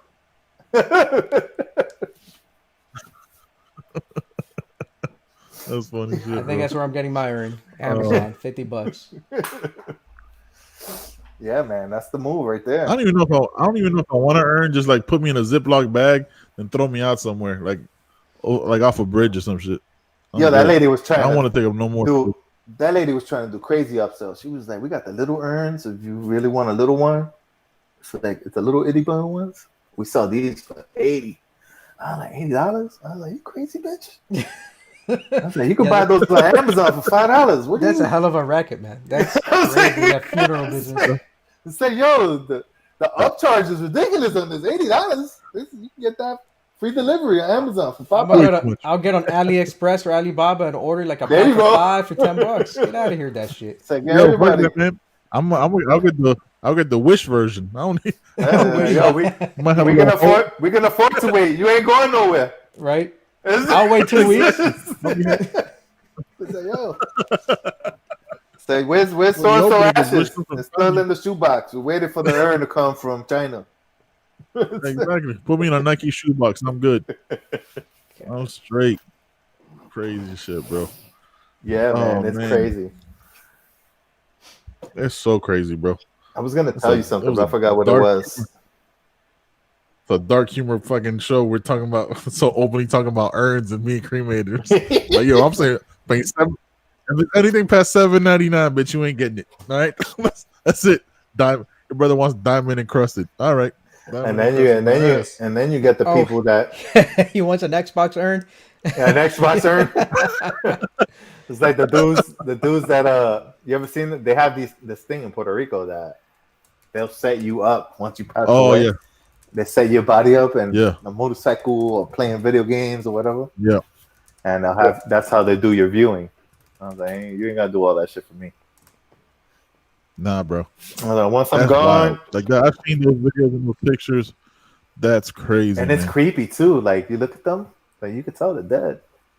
Yeah. I don't know. Yeah. That's not a good idea. That's scary, bro. I'm good. I ain't rocking with that, man. The fact that they were Puerto Rican, I was a little disappointed. Yeah, I didn't know that was a Puerto Rican thing. I never been to, but I do know I've been. And when I was a kid in Puerto Rico, I've been to like viewings in the home. Mm-hmm. Yeah, and even that's a little freaky. You come in and you're like, "Oh, what's this dude doing here like this?" You're like, that shit is right in the living room. You're like, I don't "Yo, want that to be me." All right, don't embalm me. Don't put anything. Don't keep me in the house for 2 days, 5 days. Have people come by and say whatever. Nah, they gotta. I was like, well, people are gonna come by the house anyway. Like, I was in the army for 12 years. I moved around so long. All my friends, I'm not gonna ask people to fly into to my viewing. Like, look, If you want, we'll order those. We'll order a pack of 15 urns from Alibaba. They'll cost me $20, Yeah. and then you cremate me. Spend another $50 on the cremation, and we'll mail that shit out. And there you go. Everyone's got a piece of me. Yeah. And we were supposed to do That's it. Jeanette's dad's memorial last month. We was gonna, we were gonna plan it and stuff and have it because we didn't want to do it right after. But with all this happening, I'm like, man, I don't know if this is ever gonna happen now. Yeah. Shit, yeah, I mean, you don't. If he was here, I know him. He was like, don't worry about it. I'm good. He would say just like that. But for Jeanette, it's not like. Yeah. So. Yeah, I mean, because the viewings and funeral or memorials, that's really more for the people that are for the living. Back, for the living, not for. So I say all that stuff too, but once I'm gone, unless I put it in like a will or something, it's out of my control. Yeah, what my wife decides to do, or it's what it is. So yeah, it's like exactly. So I want the cheapest. I'm good with getting cremated. Cheapest thing possible. Yep, I want nothing big. Said I'm straight. I'm good, bro. I'm good. For real. I gotta take notes next time because I forgot to mention something. I'm gonna have to get some paper. Hey man, whenever you want to come back on, bro. We used to do these every Wednesday and Sunday, but with everybody being stuck at home, we could just do these shits all the time. So whenever you want to hop back on, bro, you're always welcome, man. Oh, that sounds good. Yeah, you sure you don't have any more notes on that investigative piece of journalism about Top Gun and how it was really a gay love story? No, man. That shit blew my mind. That's one of my. I thought that was one of the top 5 greatest movies of all time. And when you said that shit, I was just like, no, it can't be. Now it's off your list. Nah, I'll still watch that shit on TNT or TBS when they play it like 24/7 for 3 weeks straight in the summer. Yeah, yeah. I mean, Ben will watch it because he specifically was talking about how the dudes were all oiled up, so we know what he was talking about. I like the music. You've lost that loving feeling. Yo, real quick, there was a bunch of dudes singing in that song in that bar. You just think about that right now. It's just a bunch of Navy dudes, right? singing. Maybe a bunch of Navy dudes. If you think about it, maybe that movie was specifically made for women because it had a lot of half dressed men in it. But subliminal, I guess. Subliminal. The writer had an agenda. He's like, we're gonna shoot this for women. Really, for men. Hey, we got a question on the YouTube chat from Joel Murda. Says, what do you guys think about everyone buying guns and ammo because of the pandemic? It reminds me of that skit from The Simpsons where they actually had a Chinese virus come into the States. Yep. And if you look at the skit, it ends with the chief of police trying to shoot the virus with bullets. It's just, you can't do it. You must have can't do it. I think a lot of the reason why people are buying guns is just because people don't know how people are gonna act. You know what I mean? So it's kind of goes into that thing where like people think it's gonna turn into like looting, not necessarily like the whole zombie bullshit. I don't think that's true. I think people are gonna get crazy, and you know what I mean. Like we talked about it. There's a hint of realism to it, right? Because you talked about it earlier. Like when people get desperate, I mean, you got 16 million people that don't have jobs right now, and that number is only going to constantly grow. You start thinking that you got to like protect yourself. Because I am a gun owner. I own 3 guns, right? 2 handguns and a shotgun. And I bought mine right before the shit really kicked off. Yeah. Just because like I've always wanted a bigger gun because I feel like it's safer for my wife to have because the handguns are harder to shoot, they're harder to aim. I mean, like you have a shotgun that's more of a birdshot, so it sprays. But yeah, man, like I went to the store. I remember I went back to just buy more ammo, like to buy some ammo for my handguns. And dude, the amount of people that I saw at the store is like the most amount of people I've ever seen buying guns at once. You know what I mean? Like usually you see like people buy guns all the time anyway, but for people that are new to buy guns, like it was weird seeing like 40 to 50 people like in a line ready to buy guns at once. It's strange. Is that what I think it has to do with the hint of fear. Huh? It has to do with like a hint of fear and like the not knowing of what's going on. What you know it also like, has to do remember how like bad is the misinformation. It really has to do with the scarcity mentality that there's not enough resources for everyone. But, Yeah. but in reality, there is. I mean, you saw the government out of thin air just provided $2 trillion. So Right. there's resources for enough for everybody. It's just but the resources never really get to us, right? Like, and it you know should what I mean? be. Like, I think, and it should, but like I was telling Jonathan on the last podcast, right? Like, if they gave every American citizen, right, I think it was like, and I asked my boy Danny because he's a math teacher to verify the numbers with me. Mm-hmm. It was like if you gave every American citizen $500,000, right? Mm-hmm. It was only like it was less than, it was like $1.67 trillion, No. right? That's So not then true. you don't have to worry. I did. If you give the 16 million people, I had to go back and do that math. But if you give every person that's claiming 320, no, unemployment, like 16 million people that are unemployed right now, no, the I was math saying, was closer to like uh-huh. $8 trillion. But For again, 500,000. for 500,000, only to the 16 million people that are unemployed. Okay. If you gave it to like Okay. every American citizen, it's like almost whatever is after quadrillion dollars. It was like 750 Really? trillion dollars, some That crazy I didn't number. recognize the number. Then Danny lied to me. That motherfucker. Somebody pull those numbers up because I don't recognize that many But I digits. mean, we But just you got to created two remember trillion that out of nowhere. along with that, you also need a value-added tax. So it's not like Right. you're just giving away money. Right. The money comes Yeah. back. It's coming right back. And what do you think So, people are? It's Yeah, coming it's back coming through right that back. tax. But then what happens with whatever they have left? Do you think they're gonna save it for a rainy day after Exactly. they get taxed and they have $300,000 left? No, we're Whatever. consumers. That's why America can print Yeah. money out of the thin air, because we have 300 million people, and even the people that don't have anything are getting credit cards or whatever just to buy shit that they shouldn't be buying. So when they have that cash, they're just Yes. gonna pump it right back into the economy. That's Yeah. what we do. So, so that would be the real boom to the economy, right? Like actually giving it to what we talked about, giving it to the hundreds of millions of people, as opposed to the couple corporations that need that bail money, right? Yeah. To get out of the situation, but they're still letting go of employees. So I don't understand why it's never invest in the actual citizens when it's always invest in the corporations. That whole bullshit of trickle down economics. I don't know. Shit doesn't I don't work. know, bro. Doesn't trickle Well, down to you or me. It doesn't fucking work. What I find fascinating is that I thought for sure with all this unemployment that's happening, that the economy would at least not collapse, but it definitely go down further. But it's been the opposite. It goes up every day. Like if you look at the Dow and the S&P, it's been going up. And I'm like, all right. Yeah, because they have that. So then my thing is, does that really judge how well we're doing as a nation? That stock market? And should we be really I've never understood paying it this much attention to determine, oh, the stock market's doing great, so we have to be doing great? Well, it's obviously not true, because there's going to be how many people unemployed right now? 15 million?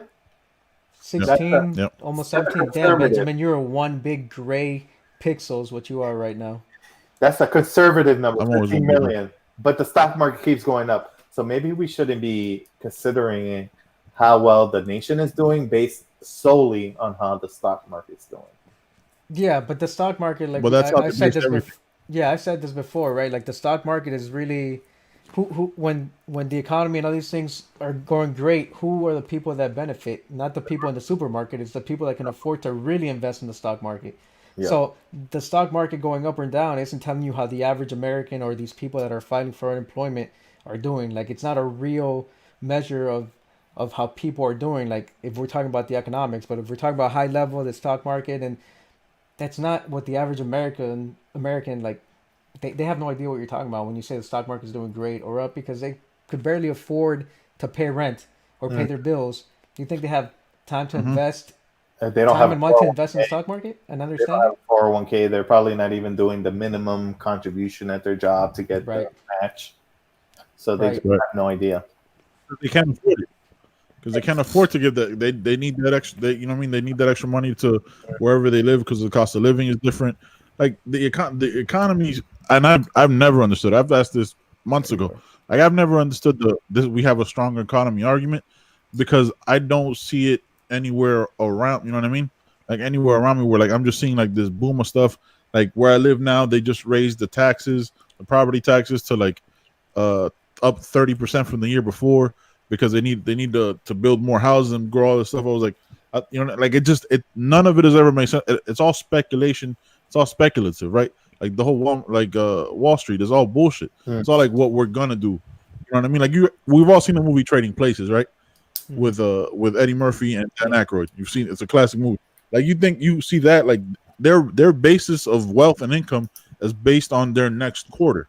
Or manipulating. You know what I mean? Like because the word like it was like what they really were doing. Concentrate or whatever. They were manipulating the commodities market. That's what they were making their money on. Exactly. Right, which is a thing I'm sure that happens now, but depending on who has their thumb on the scale for however they want to move the market. Mm-hmm. So it's all madness to me, bro. It's all madness. Yep. I don't know, bro. I've never understood that economy argument, and it's not just like a Trump thing, right? Like be it for either president. Like I don't. Oh yeah, I don't understand it. Just in general, like I don't understand what that like. Oh, the economy is great. But what does that mean, dude? Like, you have people that are working right now way more time than they've ever worked before that are still getting paid $7.25. You know what I mean? That you talk about the Walmart argument and all this stuff is like those are the biggest corporations on the planet. And then you just go that a lot of those people that say that it's like I just wait because a lot of those. A lot of those people's positions or jobs won't exist, and then they're going to be the ones that are working at wherever for $7.25, complaining after that. Mm-hmm. You know what's crazy to me is like we'll talk about the Republicans because we have a Republican president, but it applies to the other side as well. The strong economy argument. So right now you'll have those people that are making $7.25, $8 an hour, and they support their party or their candidate. And they're like, yeah, we have a strong economy. Mm-hmm. And I'm looking at them, I'm like, but you're making $7.25 an hour. Are you seeing that strong economy? Like, do you understand what they're talking about? They're not talking about you or the majority of Americans that are making minimum wage or barely a livable wage, saying we have a strong economy. They're talking about factors that you can't begin to comprehend. And maybe you comprehend them, and yet you're still making $7.25 an hour. So they're still not talking about you. You're not contributing to that strong economy when we're talking about the stock market's at 23,000 points, the Dow just went up 800 points, or like that news article we read, the Dow just went up 9,000 points because Trump announced that he's stepping down from the presidency, which is again breaking news. It's unheard of. So the Dow's got to be at like 32,000 right now. It's crazy. Great economy. I should have bought Apple. I should have bought Apple stock like 3 weeks ago. I'd be a millionaire right now. Yeah. Shit. Yeah, it's madness, bro. It's utter madness. I don't know. That's a lot of trillions, man. Still, 164 trillion is a lot of money. If you gave that much money to every single person, well, you wouldn't give it to every. If you look at it more, it would be every adult. You wouldn't give it. Yeah. So that you kind of how do you break like cut that in half? I was just pulling like a random number out of my, you know what I mean? Like I was just using the 500 grand as just like a random number. There are how many people in this country? Like about 320 something. Yeah. So 329, 325,450,000. Half of them last adults or over 18. Yeah. Yeah. So it'll be that. But I'm just saying, like, it's my argument. The numbers are wrong because don't listen to his podcast for any kind of math education unless my boy Danny's on. You know what I mean? Like, let's just call it what it is. That's not what we do here. But my argument is you got to invest in the people and not in the corporations, man. Absolutely. Like you see now, like there's people who are working from home through other means where they're, you know what I mean? They're making masks at home to find other ways of income. You know what I mean? Like the dependence of corporations is something that the politicians always want to spew to you through propaganda because that's how they get paid. Yeah, that's how they make their contribution. That's how they make their million. Yeah, for the most part, any of us that work for a corporation don't really become millionaires, bro. You know what I mean? Unless you invent something through them and then leave and you have that intellectual property, you really don't become a millionaire on your own. Which you become, you know what I mean? Like when you work nowadays, you sign away those rights. Exactly. To IP. Yeah. Exactly. So now people are the workforce isn't gonna be. No, don't show this to my boss, which is specifically the reason I don't no longer innovate at work. But it's true, right? That's crazy. You innovate, and then it belongs to the company. It doesn't belong to you. Yep. It's like he knows I'm kidding though, but yeah, he say I no longer innovate. But you're also, yeah. I shut off my Nah, brain yeah. I once mean, I come it's into the door. crazy. Everything is just routine. Yeah, dude, it's madness, bro. I don't know. I don't understand. Like you start to see it now, like, and it goes back to like what you said, John, like what we talked about earlier. Like you start seeing now with like people complaining about, oh, they have access to all our stuff. I think more and more people are slowly starting to wake up. Hopefully, the next one, even with conservatives or Democrats or establishment, whatever you want to call it, they start realizing that it's the corporations that have the thumb on the scale. That's why they get all the benefits always.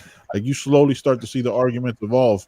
It takes, look, I'll be honest, it takes conservatives a little bit longer to figure that out. You know what I mean? Like it just because I think they're more at any establishment thinker in that way, right? Democrat or conservative, whatever. They're more prone to be sheep, right? Because they more want to believe what they're told and shit like that. But like once you start seeing them independently think like, oh man, like wait, these corporations that Trump had a press conference with, none of them have done anything. That website that Dr. Birx talked about still doesn't work 2 months later. You know what I mean? Like it's all this stuff.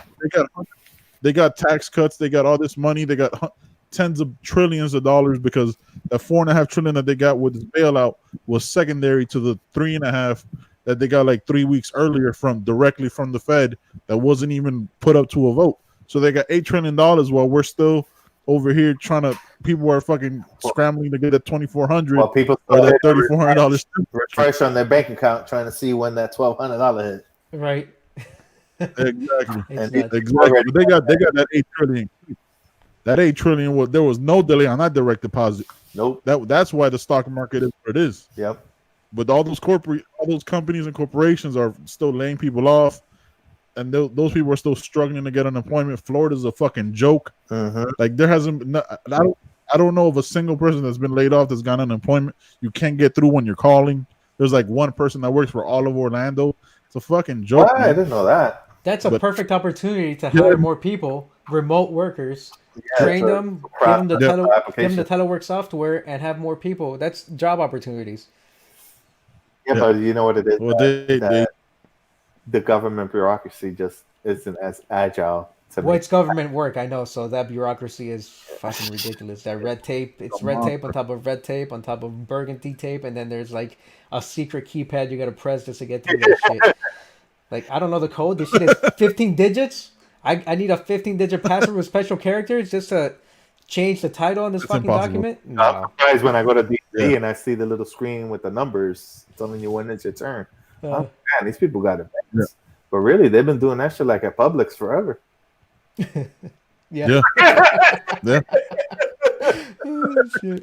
Everywhere else they do this little number system. You're like, oh, numbers, damn it, tickets. But you go to DMV, you're like, oh wow, this is like impressive. It's like, no, it's really not. Publix has had that shit for 20 years. Yeah. At least. Take a number and wait. Who's next at the deli? Red pixelation, bro.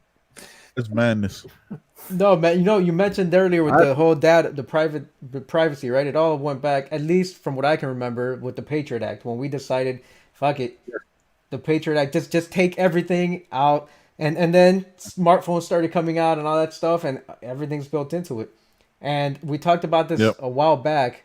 You know what Snowden did, right? Mm-hmm. With the releasing that information, the things that we know are going on now, the things that are out in the open now with like Facebook or Google saying that we have this information, this data, we can show you everything because you have a smartphone and we can track everything you do, which is what he was talking about before. All the stuff that he released, that there are these back doors that the government can see what you're doing, that they can pinpoint every little bit. And I knew it. He didn't have to release it, but people were kind of like either willfully ignorant or maybe they really just didn't know. And think about how effective the propaganda is, right? Because Snowden became the bad guy in that whole conversation. Mm-hmm. Snowden showed the American people, like, hey, man, this is what the government's doing to you. And then he's the one that has to, like, hide in some small apartment in Russia. Yeah. Yeah. You know what I mean? Well, we're fucking sheep here, like assholes, using TikTok and Snapchat that he said himself years ago was like, yeah, the government works with these companies to build applications to get easier and better access. Like, come on, bro. Like again, and we're just two assholes on the internet with our guest Felix that we know this shit. You know what I mean? That it doesn't take much to figure this out, bro. It Yeah, but really anytime you doesn't. think a little bit outside of the norm, you're some kind of crazy conspiracy theorist or, radical or whatever it is. Just if you're open to ideas and discussing the possibility of, wait, Yeah. this shit doesn't seem right.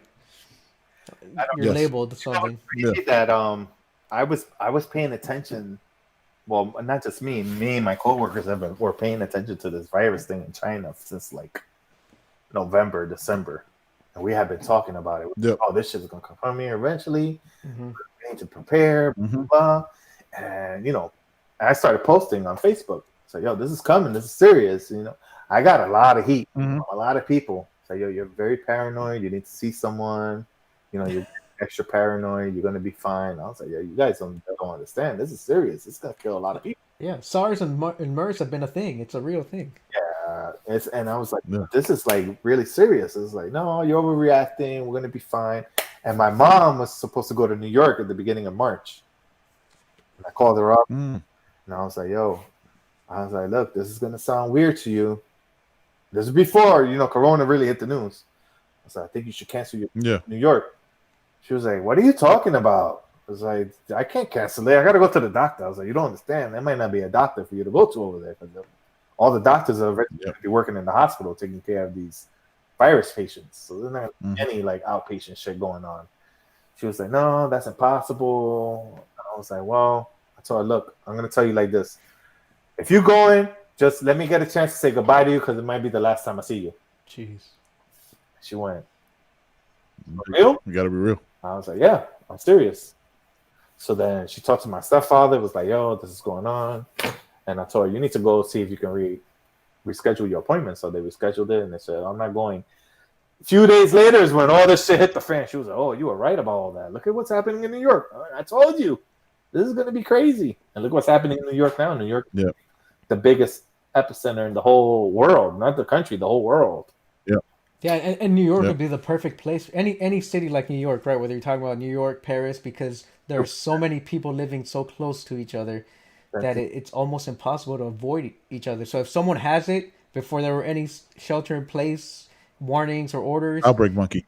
Yeah, the outbreak monkey, right? It just spreads.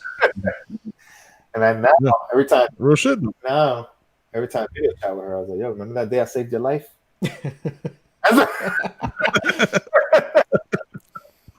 Remember that day? Now you can hit her back with, if she ever threatens you with the whole like, "Oh, I brought you in this world, I can take you out of it." She goes, "Yeah, I brought you in this world. Yeah, but I kept you in it. I kept you in it, man." Not only that, my best friend too. I've been telling him this for like he had a cruise, and he called me up. He was like, "What do you think about this cruise that I'm gonna go on with all this thing happening?" Because he I was posting about it. I was like, "Well." I was like, let's be logical about it. I was like, you're a pretty healthy guy. So he asked me, what would the worst case scenario be? I was like, well, worst case scenario would be you go on your cruise, you have a good time. One person aboard has it. It's not showing any symptoms when you guys got on. Start spreading it all around the ship. By the time you go to port at your last destination, you can't deport, you can't disembark because there's just too many cases of it on board. Now you're quarantined on that ship for like 3 months. Yeah. Or at least a month. He was like, oh, I can't. Who's going to watch my kids, I was like, yeah. So he was like, I don't know, Jay. He was like, my wife's going to be upset. I was like, really? The worst case scenario is you could die from it. But I was like, you guys are pretty healthy. Yeah. I don't see that happening, but that's a possibility too. But worst case scenario for you, if we're using logic, is that you're going to be quarantined on that ship for at least a month and a half, and you're going for a week cruise, so you're probably not planning that. And he's a police officer, so he's like, well, I get unlimited sick time, so it's not a big deal. And his wife, he was like, well, she just won't go to work. But he was like, but my kids, who's going to take care of my daughter? She's like 9 years old or whatever. And I was like, yeah, see, that's the point. Yeah, all that shit matters, bro.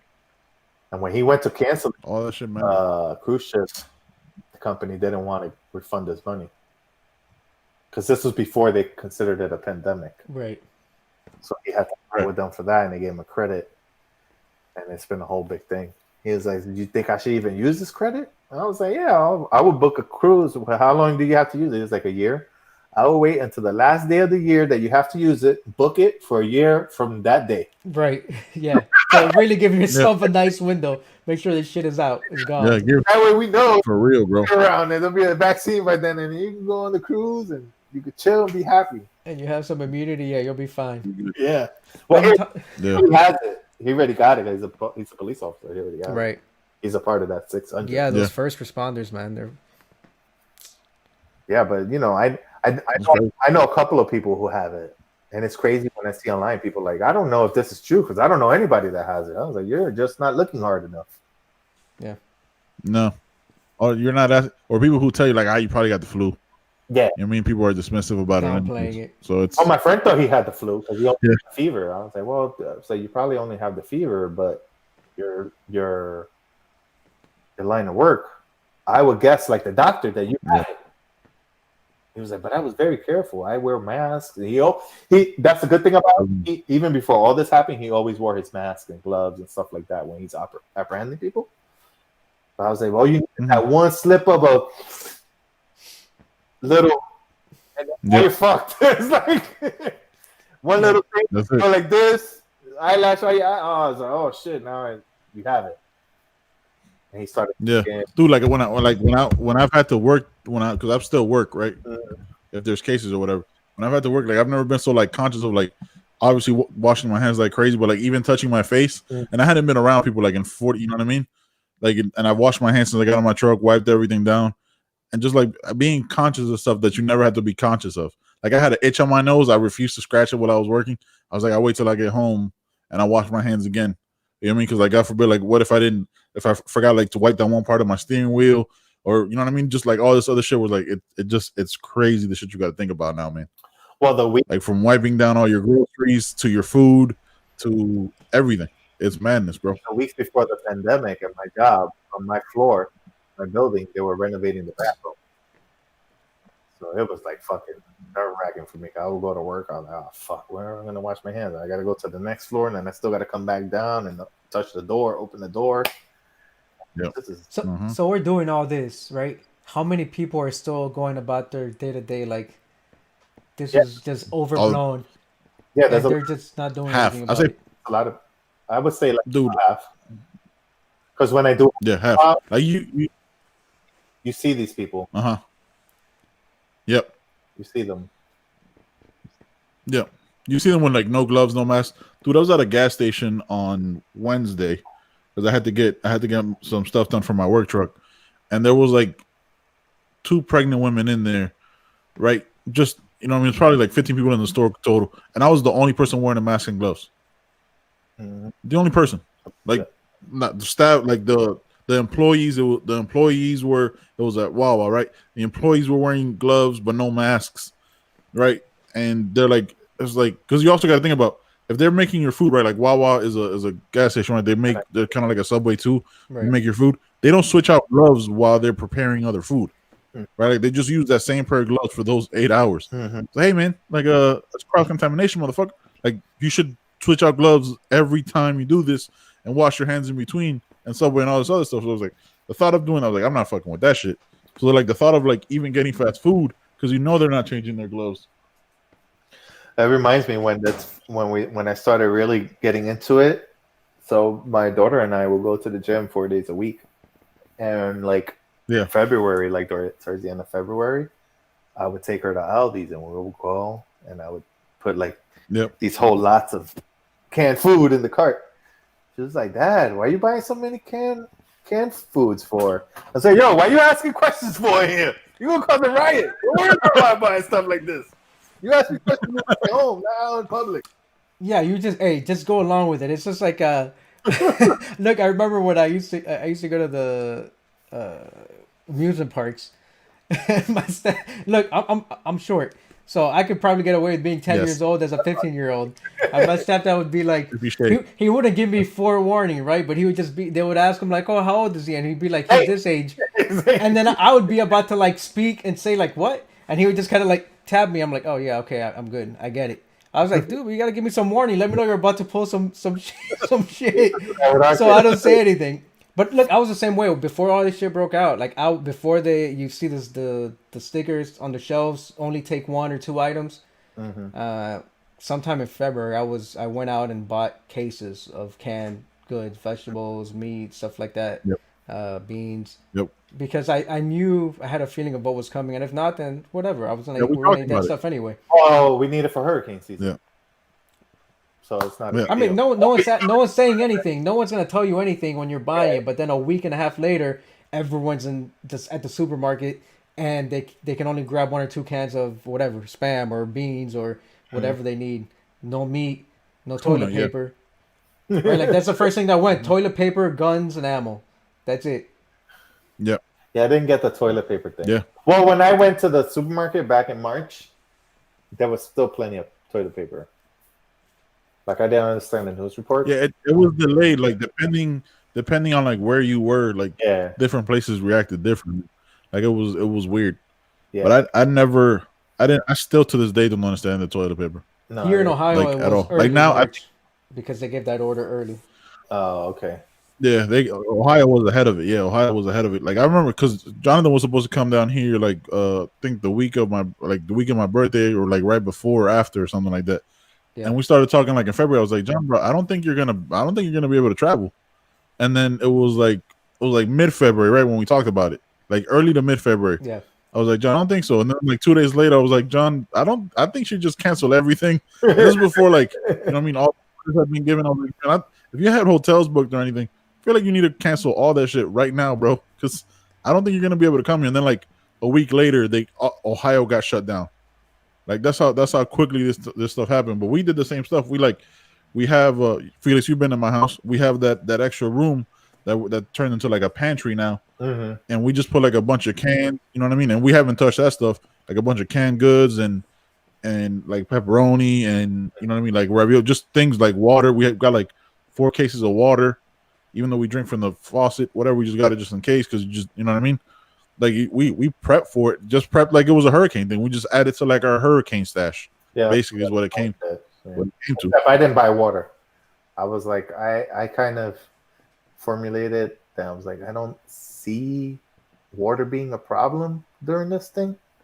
Yeah, because I don't know. We buy water just because it's like the thing you do for hurricane. Yeah, I was like, they need to keep the water running for sanitary purposes, so I can't see them cutting it for any reason.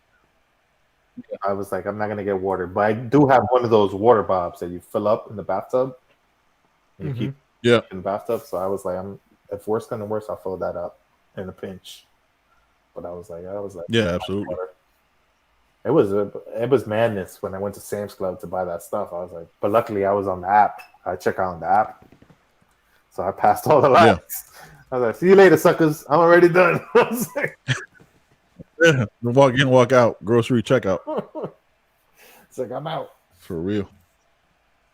Don't even do all this shit. All right, Jace, you got anything else? No, man, I'm good. I thought you'd be a lot more excited about the news that I dropped about Trump stepping down from the presidency. But we immediately knew that was bullshit and started laughing, man. You know what I'm hoping, bro? You know what I'm hoping is that somebody tuned in just for that, and then there's like a shit ton of comments that fed into that, and then didn't give it time to breathe for a second, while me and Felix died laughing of how fucking stupid that was. Shout out to the fact that it said February 12th, though. I did. Like if you read it, it said the date. Like nobody read it. Wild shit. All right, Felix, man, you got anything else for the people, bro? Nope, that's about it. All right, man. It was a pleasure having you on the show, man. Yep. Like I said, whenever you want to come back on, you're more than welcome.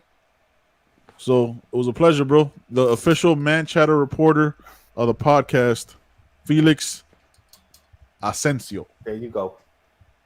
Shut it down. Man. Thanks for coming on the show. Thank you, guys. We'll talk again. All right. Later. For sure.